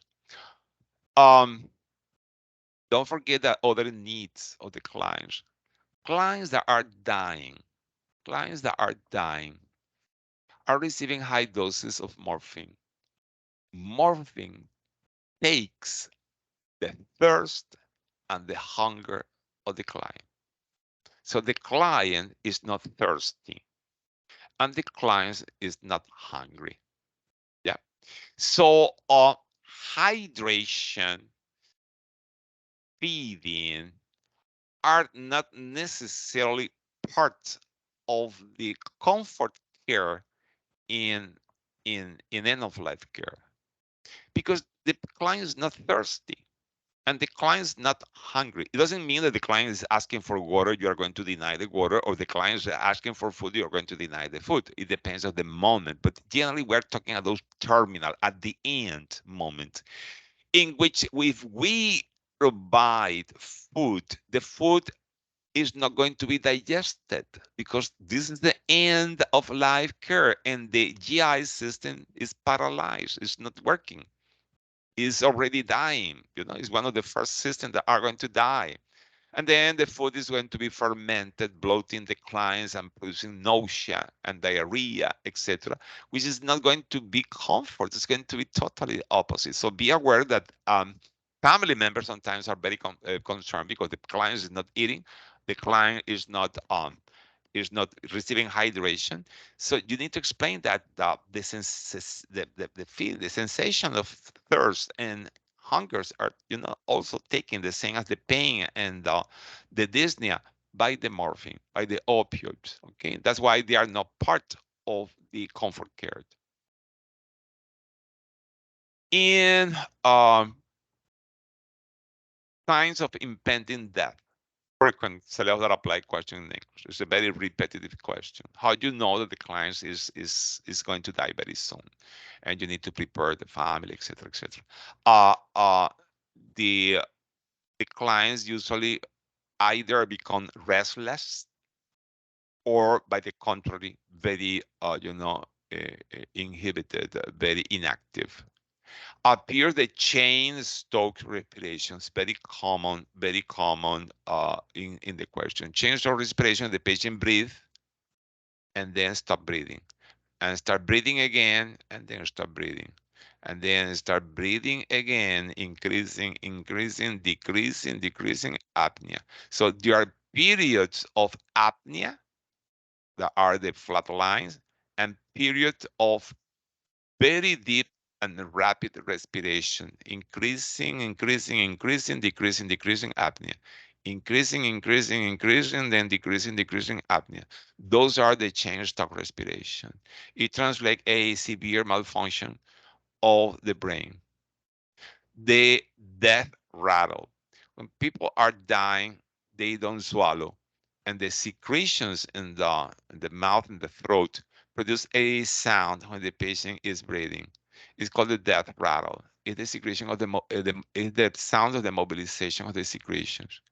Uh, it is more uncomfortable by the family that are hearing the sounds and the own client. But you can do something. One thing that you can do is turn the client slightly to the side. It is going to improve the death rattle. And the other that is order is a collaborative, okay, intervention, is that doctors prescribe anticholinergic medication to dry the secretions and to eliminate the need of suctioning and to eliminate this impaired management of the secretion. Don't avoid suctioning the client. Suctioning is not comfortable. Okay, suctioning no good. Okay, anticholinergic, turning the clients to the side is okay. Model skin and cyanosis. Fingers and toes become cyanotic, and then the skin, because the decreased capillary circulation, becomes mottled. Okay. Decreased urinary output or totally stop of the urinary output. The kidneys give up. As I said, okay, skin, kidneys, skin, and GI are the first organs and start, stopping their function when you are dying. Hypotension generally. tachycardia. Always you have hypotension, you have tachycardia. Alter mental status, of course. Illusions. You can see that the client starts seeing stuff and start, having um, like hallucination, but are not hallucinations. That's better described like illusion, because when they see people, they confuse the people. When they see lights, they misinterpret the light, etc. Um, and that's it. Those are the cells that apply. Okay. Question do you have for this stuff? Spiritual needs in the process of dying. Okay. Don't assume that the client or the family is are religious. So ask, or wait for them to ask you. Don't systematically, as a routine, offer the services of the priest, of the of just religious okay, services, because for people that are not religious, um, uh, it is uncomfortable that you offer religious services or attentions, and they don't want that. So to refuse this offer is uncomfortable for them. So please, in English, don't offer as a routine religious services. Don't offer calling the chaplain. Okay, um, don't offer to call the priest. Ask. There is no problem for in asking, uh, or wait for them for these options is not the correct. It's a distractor. But you need to know that sometimes, no, sometimes not frequently, clients have religious needs, and they request family or the clients request for those needs, and has been tested. Catholics have in the process of end of life something called the anointing of the sick. It's an oil, okay, a sacred oil that is applied to the hands, to the chest, to the forehead, to the mouth, okay, by a priest, okay. How have been tested? The nurse observed that the priest is providing the dying client a, a sacrament called anointing of the sick with religion is is practicing the client, and then you need to know it is a Catholic, wreath ritual. Okay, Islam, I say they need to die facing the Mecca, which is at the east, and Saint Gender, okay, can handle the corpse. You only offered the material. For the Jews, dying persons and dead cadavers cannot be left alone. So cadavers cannot be left alone, never. Always a family or near friends need to be present until the burial. Okay, what else is? Oh yes, the grieving process. Um, Look an example of good questions that a client diagnosed with a terminal condition is admitted to the nursing unit. What should be the initial action taken by the nurse?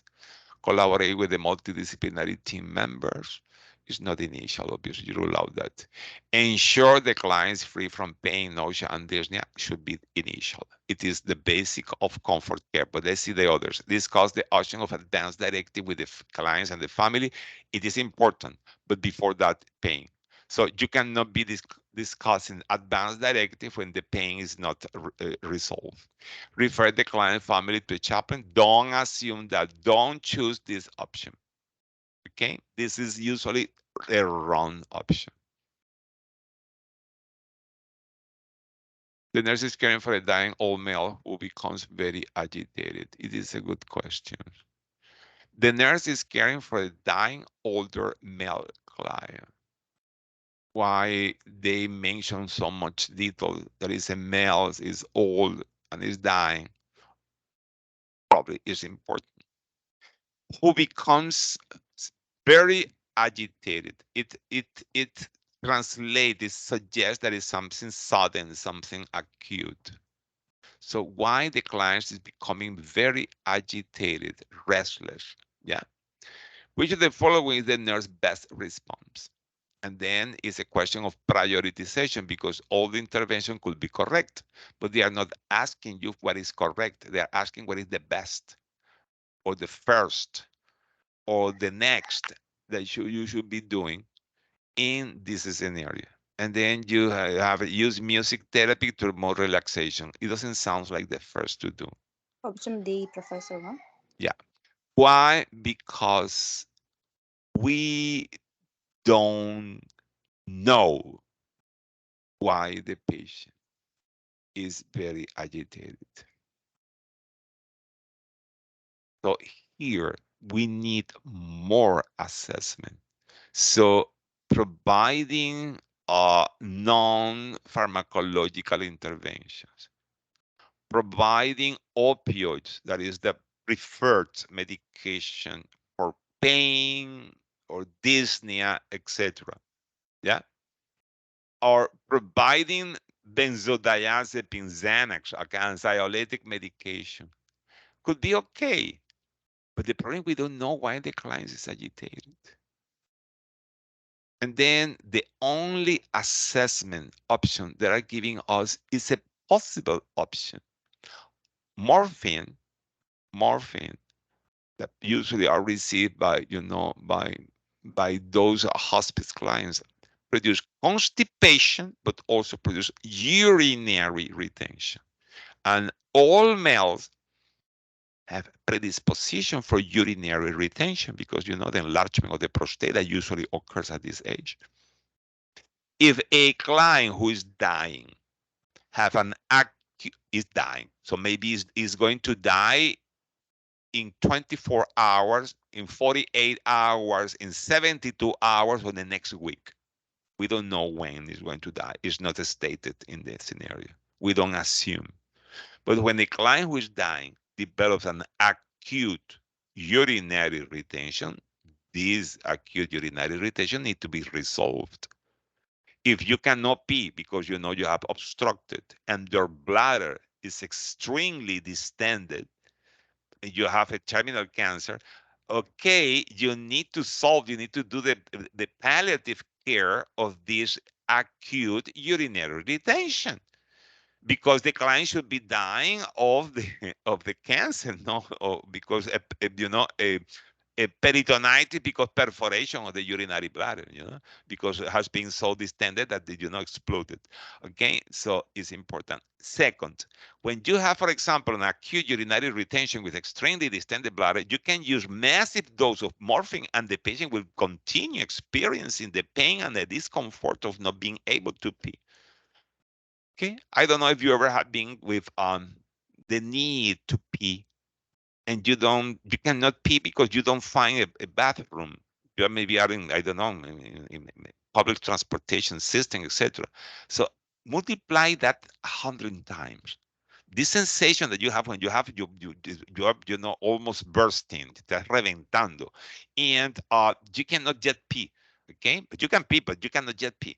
Okay, imagine what it means for a person that have the same situation that is going to be much, much more distended bladder and cannot even have the hope of peeing because it's obstructed. Okay. So notice that it could be the situation. And that's why in this question, it's a bad question. It is a healthy question, but it's a good question. It's an NCLEX style question, not necessarily the same, but it's the same protocol. So what you need to know is why the patient becomes very agitated in an acute fashion, okay? And the only option here that is offering you an assessment is option D as in David. That's why the right answer to this question is D as in David. And when I put this question to test, okay, in test, majority answer B as in boy, and it's not correct. First, the best, the priority here is to find why the person is become very agitated. I can promise you by experience, and not only by that, the books, we can find the answer in books, that a person with an acute urinary retention, you give morphine, the morphine will not ease the discomfort of the acute urinary retention. Okay, because is the problem. It's what happened, for example, in compartment syndrome. What happened in compartment syndrome is fracture. That what is the classical scenario of compartment syndrome? That you have a person with a compartment syndrome, you give the morphine prescribed by the doctor for the pain, and the pain doesn't relieve. Remember that? Okay, so it is just to convince you that morphine is not so potent as to eliminate certain pains or discomfort or whatever, that only can be relieved if you eliminate, okay, the ischemia and the compartment syndrome or the acute urinary retention. Okay, so I found this question very anxious style based on my experience. Or postmortem care of body sometimes appears in there. Okay, what you need to do with the body of the clients. First, you need to understand that you need to make the cadaver, um, let's see, nice to be presented to the family members. Don't present the cadaver dirty, soiled, smelling, with a lot of tubes, without the denture, with open eyes, etc., because it's not going to be nice. Now the process, the care in hospice is the care of the the grieving, kings, the grieving, okay, family members, and it is important. So what we do, we clean the cadaver. Uh, the tubes are removed. When in hospice, the tubes are removed. Okay. The only situation the tubes are not removed are if the client is not the hospice client and is a client that goes to autopsy because there is a doubt of the cause of death. Okay. In those cases, the tubes are left, usually are cut. So you don't have a long tube hanging there in the cadaver. You cut the tube. Okay. But it's important for the pathologist to see how the tube is entering in the side that is entering to during the autopsy. Um, and you clean the cadaver, you remove the tube, and you, for example, close the eyes. You, for example, place the dentures in position, and you align the cadaver, okay, in flat position, but you put a little pillow under the head. Why? Because when people die, the circulation of the blood stops. And then in the skin, the blood stores and coagulate, forming like, you know, purple spots that are, ugly. Is the face that is the part that is going to be exposed, okay, of the cadaver, because the rest of the body is going to be covered. Have those purple stuff is going to be spots, it's going to be ugly.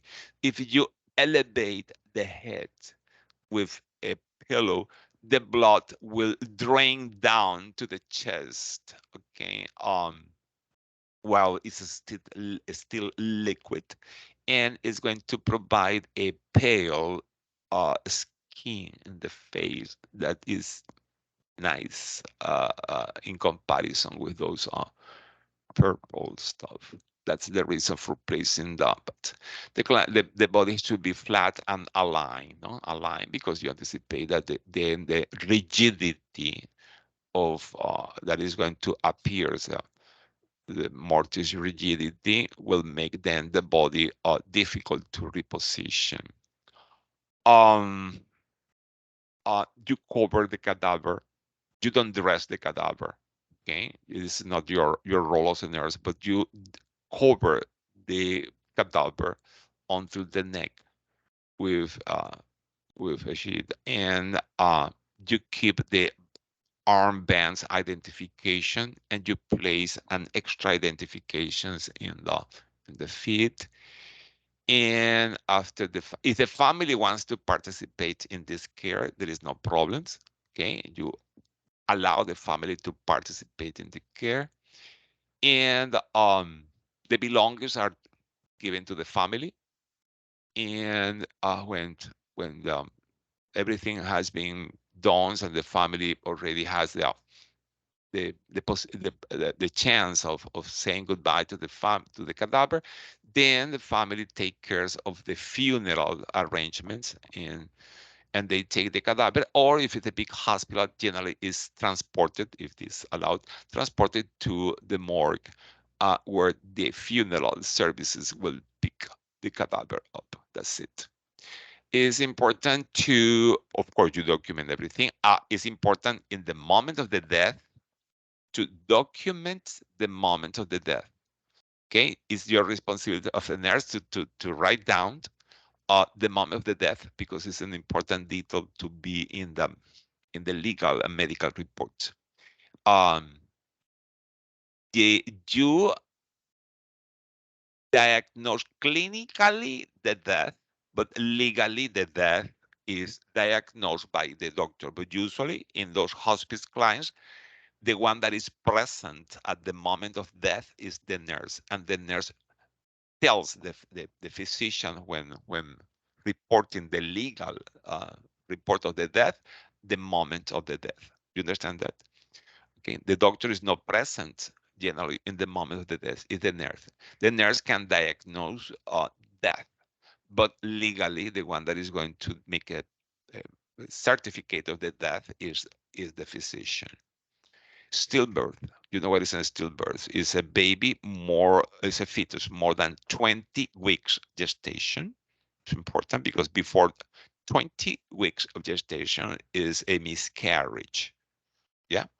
Or abortion. Stillbirth is after the 20th week of gestation that is born dead. Okay, stillbirth. Uh, it's the same care, is especially because when somebody's hospice, that is the common question in English, the death is expected. Stillbirth are not expected, are very traumatic, and for that reason, required this care. The psychiatric says that in the process of grieving, the bereavement process, to go against denial, it's super important that the the the believing kings face the cadaver, seeing the cadaver, touching the cadaver is helping the family members, okay, to accept the death of the person. And then comes the process of grief, that is not only limited as when somebody dies, but is classically tested when somebody dies. But you can have this process of grief because you divorce, or because you lose your I don't know, your job, or etc. So not necessarily is any loss, not necessarily the loss of somebody that you love, but classically is presented in those cases. So remember that the stages of grief classically are described as denial, anger, bargaining, depression, and acceptance. What is important to understand that not always the client goes through all those steps. Sometimes they jump from denial to acceptance, or denial to depression and then acceptance. Sometimes, okay, they do that in different order. Maybe the anger appears after, okay, and before the acceptance. But this is the classical sequence: denial, anger, bargaining, depression, acceptance. Learn this sequence because it's frequently tested. But the most important of this sequence of feelings in the process of grief is that the desired outcome is to reach acceptance. And this acceptance sometimes takes time to be obtained. Uh, can be as long as 1 year, but should be reached. the moment of acceptance for the survivals of the person who died.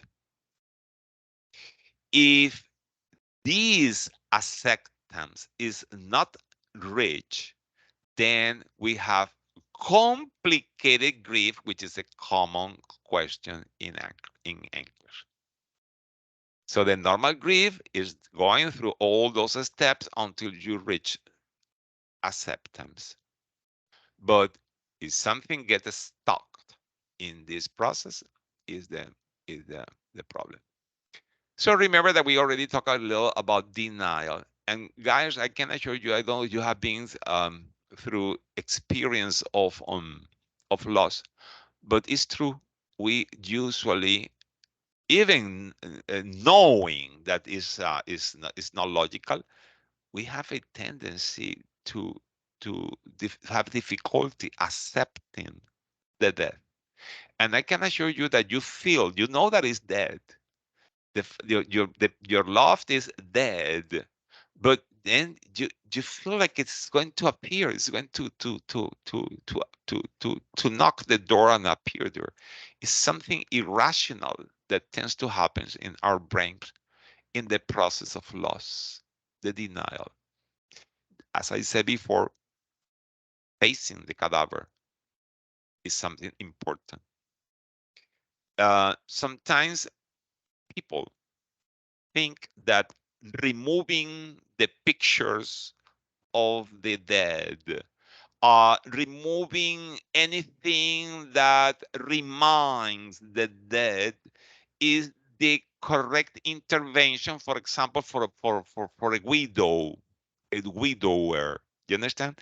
Wrong, wrong.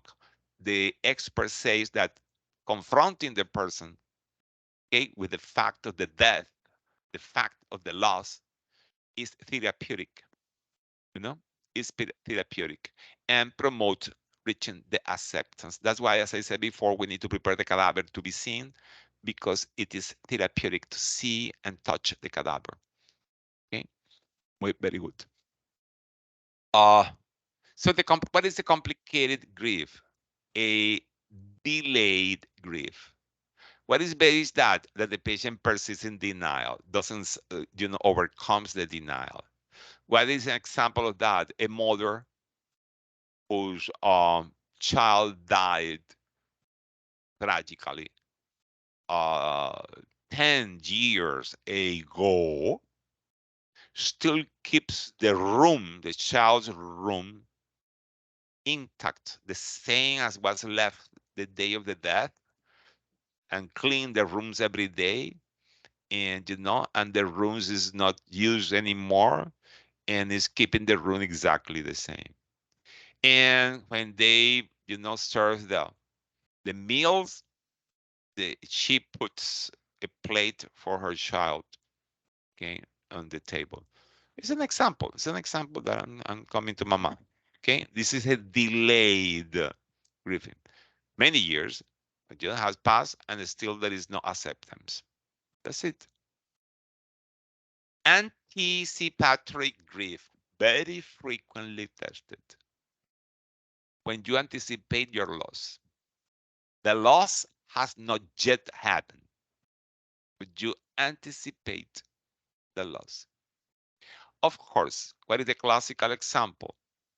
You have, a relative near you, can be my mother, okay, who is sick of a terminal cancer, and she has been, for example, in a process of end of life care in the last 6 months.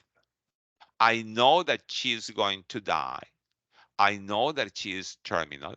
I'm crying her death because it cannot be avoided, but she has not yet died. So I've been for 6 months crying the death of my mother. You understand? This is anticipating the loss. I saw this in English, the question in a different way. A person like me, an old person like me, has been diagnosed with early stage Alzheimer's disease, dementia. And now the person is crying, is suffering, is very emotionally affected because can imagine the future, hmm, and what is going to happen, okay, when the disease advances, and is very afraid of going to a long-term care facility, to a nursing home. Okay. So I saw this question in English. Okay, it was a case of anticipatory grief. The person is uh, is grieving the future loss of the cognitive mental capacities and the fact that it's going to be probably interned in a nursing home. Traumatic is when you don't expect the death. This is the case of the stillbirth. No, uh, uh, this is an unexpected death, and this is another what is tested: disenfranchised grief. Disenfranchised grief when you can is not socially adequate to openly express your pain, your grief. You know, there are many examples of that. Many examples of that. In my culture, in the Hispanic culture, uh, we men need to be very strong. Okay, and usually we are taught men don't cry. Okay, men don't cry. Okay, but men also suffer. Okay, and it is an example. So socially is in my culture is maybe it's not good to have a man crying. Okay, unconsolable. Could be. Another example. Uh, I remember that when in my culture, especially in my religion, I'm Catholic, that suicide is something um, shameful, is something that brings a shame. In my family, I've been a couple of suicide. I remember an uncle of my mother who committed suicide. I'm talking somebody who was many many years back. Okay, I'm talking. It was somebody who was born at the beginning of the last century. Okay, so trying to imagine those times are not the same times as those times in these times where suicide has been accepted uh, as a common situation that needs help. No, it's different. And in some religions, okay, it is not correct to commit suicide. It's an offense to God. Okay, so I remember that when I was a child, each time they were talking about, because a recent incident, they were talking about the death of this person. Uh, Everybody, became quiet when I enter or pass nearby. Okay, so I said, why they are, they stop speaking when I and because they were talking about this stuff. So it's to make you understand how can be socially uh, inappropriate some situations. No? The classical scenario of disenfranchised is love triangle. This is a man, famous, important person, okay, famous, a society member of the society, a famous important member of the society. Yeah, and the guy have his wife, his wife, a formal wife, okay, formal wife is married, formal wife, but then also have a love, okay, a lover, okay, and the lover is a nice lady, you know, but the nice lady agrees, okay, with the guy to keep it, private, confidential, because his position in society, his important position, could be, uh, compromised by this. And then the guy dies. The guy dies, and the guy is in the funeral. the funeral, okay? And then, ¿cómo se llama? The wife has all the right to be in the funeral, crying, expressing her grief, okay? And all the people that are coming to give condolences, okay? Is giving the condolence to the socially accepted, okay, um, widow. And this person, which is a person, is a nice person, and is suffering, okay, is suffering because she loved the guy and cannot openly express, or maybe she is one of the people that are coming to give them because she was part of the of the of the circle of people that, and is the one that need to keep to herself her grief. Okay, is an example of disenfranchised grief when you cannot openly express your grief because it's socially unacceptable. When providing supportive care for perinatal or pediatric death, okay, it is tragic, no? Uh, which of the following, those are bank questions, but I found that, good question to practice this, is not an appropriate intervention, is not. When possible, allow parents to see, touch, and hold the infant is correct. You know that exposing to the cadaver is correct. This is important. Be aware of how children, I mean the other children, siblings, view or understand death, both their own and that the others. You know that preschool is generally until 6, no? Okay, from 3 to 6 more or less, no? Yeah, preschool. Initiative versus guilt. They don't understand death as something irreversible.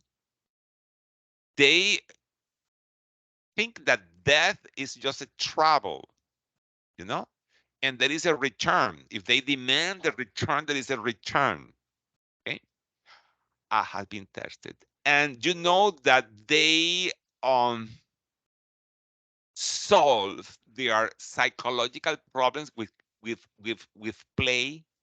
That playing is the way that this age solve loss, divorce of the parents, no, no, the parents, parents divorce, uh, death of sibling, death of grandparents, death of pets, etc.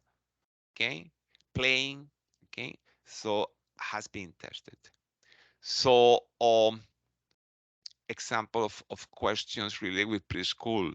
Um, how you expect to react a preschool when the parents are taking him or her, the preschool, to the cemetery to visit the grave, the grandparent grave, or the sibling grave that recently died. Is is the right answer is asking the parents to tell the death, the cadaver to come out to play. Okay, because they think it's reversible, as I mentioned before. Or how are they expected to process the all these what happens, this person, the family died, and then this person of the family go to a funeral, is the traditionals, and then there was a funeral with flowers and visitors, they were giving the condolences, etc., and they're having food, etc., etc., and they saw all this process, and now days later he or she, the boy or the girl, the preschool, is playing with the toys. So puts one of the toys, okay, one of the toys is going to be the dead, okay, person. The other toys are there, in the funeral. So they are playing with the funeral because it's processing, okay, all this information as a play is normal. Okay, so I wanted to make these comments about the option B because I saw that recently in questions. Okay. Be aware of how children is correct. Is correct. So take care. The other important. Remember that this age, the preschool, is initiative versus guilt. You know, Erickson, no? Guys, we don't know. Psychologists don't know why, because at this time they have a lot of guilt. They feel a lot of guilt. So if somebody dies, they can feel, they can think that these grandparents or dog, pet, whatever, died because they are guilt, because they are fault, you know, uh, because they behave bad, etc. So you need to, if the parents divorce again, they can, they can think that the parents are divorcing because okay they are fault, etc. Okay, so have that in mind because I've seen a lot of questions about this in the preschool, specifically preschool. School age already know that the death is irreversible and they manage the death like adults. During a stillbirth is not recommended to show the dead child to prevent complicated grieving. This is wrong. This is the answer to this question because they are asking what is not an appropriate intervention, and then refers to the baby in this case of stillbirth as your baby, your son, your daughter, or use the giving name is perfectly correct. I like this question because it's you know, English style question of management that suicide will sometimes be embarrassing for relative. It should result in what kind of grief of loved one? Disenfranchised. Which statement from the widow of a man who recently died needs a follow up. So assume that the widow uh, uh, is bereaving the death of suppose that is her husband. Yeah. Which statement, okay, in the process of grieving needs follow up. Is not good. My husband was my best friend. I'm going to miss him a lot. Okay, it is okay. This is the correct. Okay, this is good. I will keep my husband's picture in my room. There is no problem with that. Okay. I should stop crying. I should stop crying and thinking on my husband. I should stop crying and thinking my husband. I pray and hope that this pain will pass soon. It is okay. And I hope that this pain that I'm experiencing now will pass soon. It is okay. It's no problem with that. Okay. Soon doesn't give you a time frame, only that it's not going to be too prolonged. But what will be prolonging or jumping the process of grieving is to on purpose initiate a process of suppression. Recuerda que hablamos de suppression. A suppression of feelings, a suppression in your mind, in her mind, of the process of grieving. I should stop crying and thinking of my husband. So it is suppressing a reality cannot be, suppressed, and this is going to bring a dysfunctional grieving.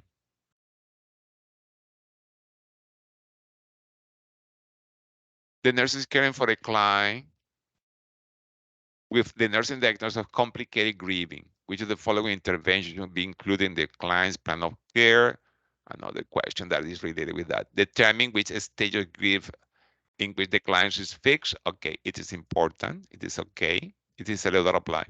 Encourage fine motor activity like painting, requiring concentration. No. If you are in the process of crying and grieving and and having a lot of psychological distress, how you can demand concentration in this doesn't make sense. Discourage client expression of anger or loss. It is wrong. It is wrong. If there is anger, express your anger. Okay, process your anger. Otherwise, you get stuck in your anger. Communicate that crying is acceptable. It is correct. Teach the client about the normal stage of grief. It is correct. It's good to educate people that all those feelings are expected. The denial, the anger, the bargaining, the depression, and the acceptance. Recommend removing pictures and memory from the loss? No, incorrect. So see how you learned from the question, those are practical stuff. No? Which of the following situations consider a disenfranchised grief? A woman who is crying over the death of his aunt with cancer. What is the problem? Is it socially acceptable? A woman whose son was swimming in her neighbor's pool and the neighbors rescued him from drowning. Well, there's no problem. Sibling of the woman who was killed by the police while assaulting a convenience store. It is shameful, you know? It is embarrassing. Yes, it probably is an example of disenfranchised grief that is going to be socially embarrassing to express that. That's why a woman who lost her best friend in a car accident is nothing socially unacceptable than that. Okay, so those are examples. Guys, it's impossible to cover all the mental health in one meeting. Okay, so let's stop here, and then the next meeting, let's continue talking a little more about mental health. Any question? No, Professor. Okay. Thank you. Okay. It was asked the topic that I consider more difficult for me to teach because it's very stale, it's very cold and extensive and boring. But you asked for it. Okay, and it's important. It's important to know what is tested in English. And the novelty that I'm trying to introduce is that maybe you didn't expect all those topics to be part of mental health and probably are more probable having question about those topics than having question about schizophrenia or, or qué sé yo, generalized anxiety disorder or phobic disorder. Okay, let me just a moment to download your thing. That's it. Okay. Okay, guys. Have a good night. See you next time. Thank you. Bye bye.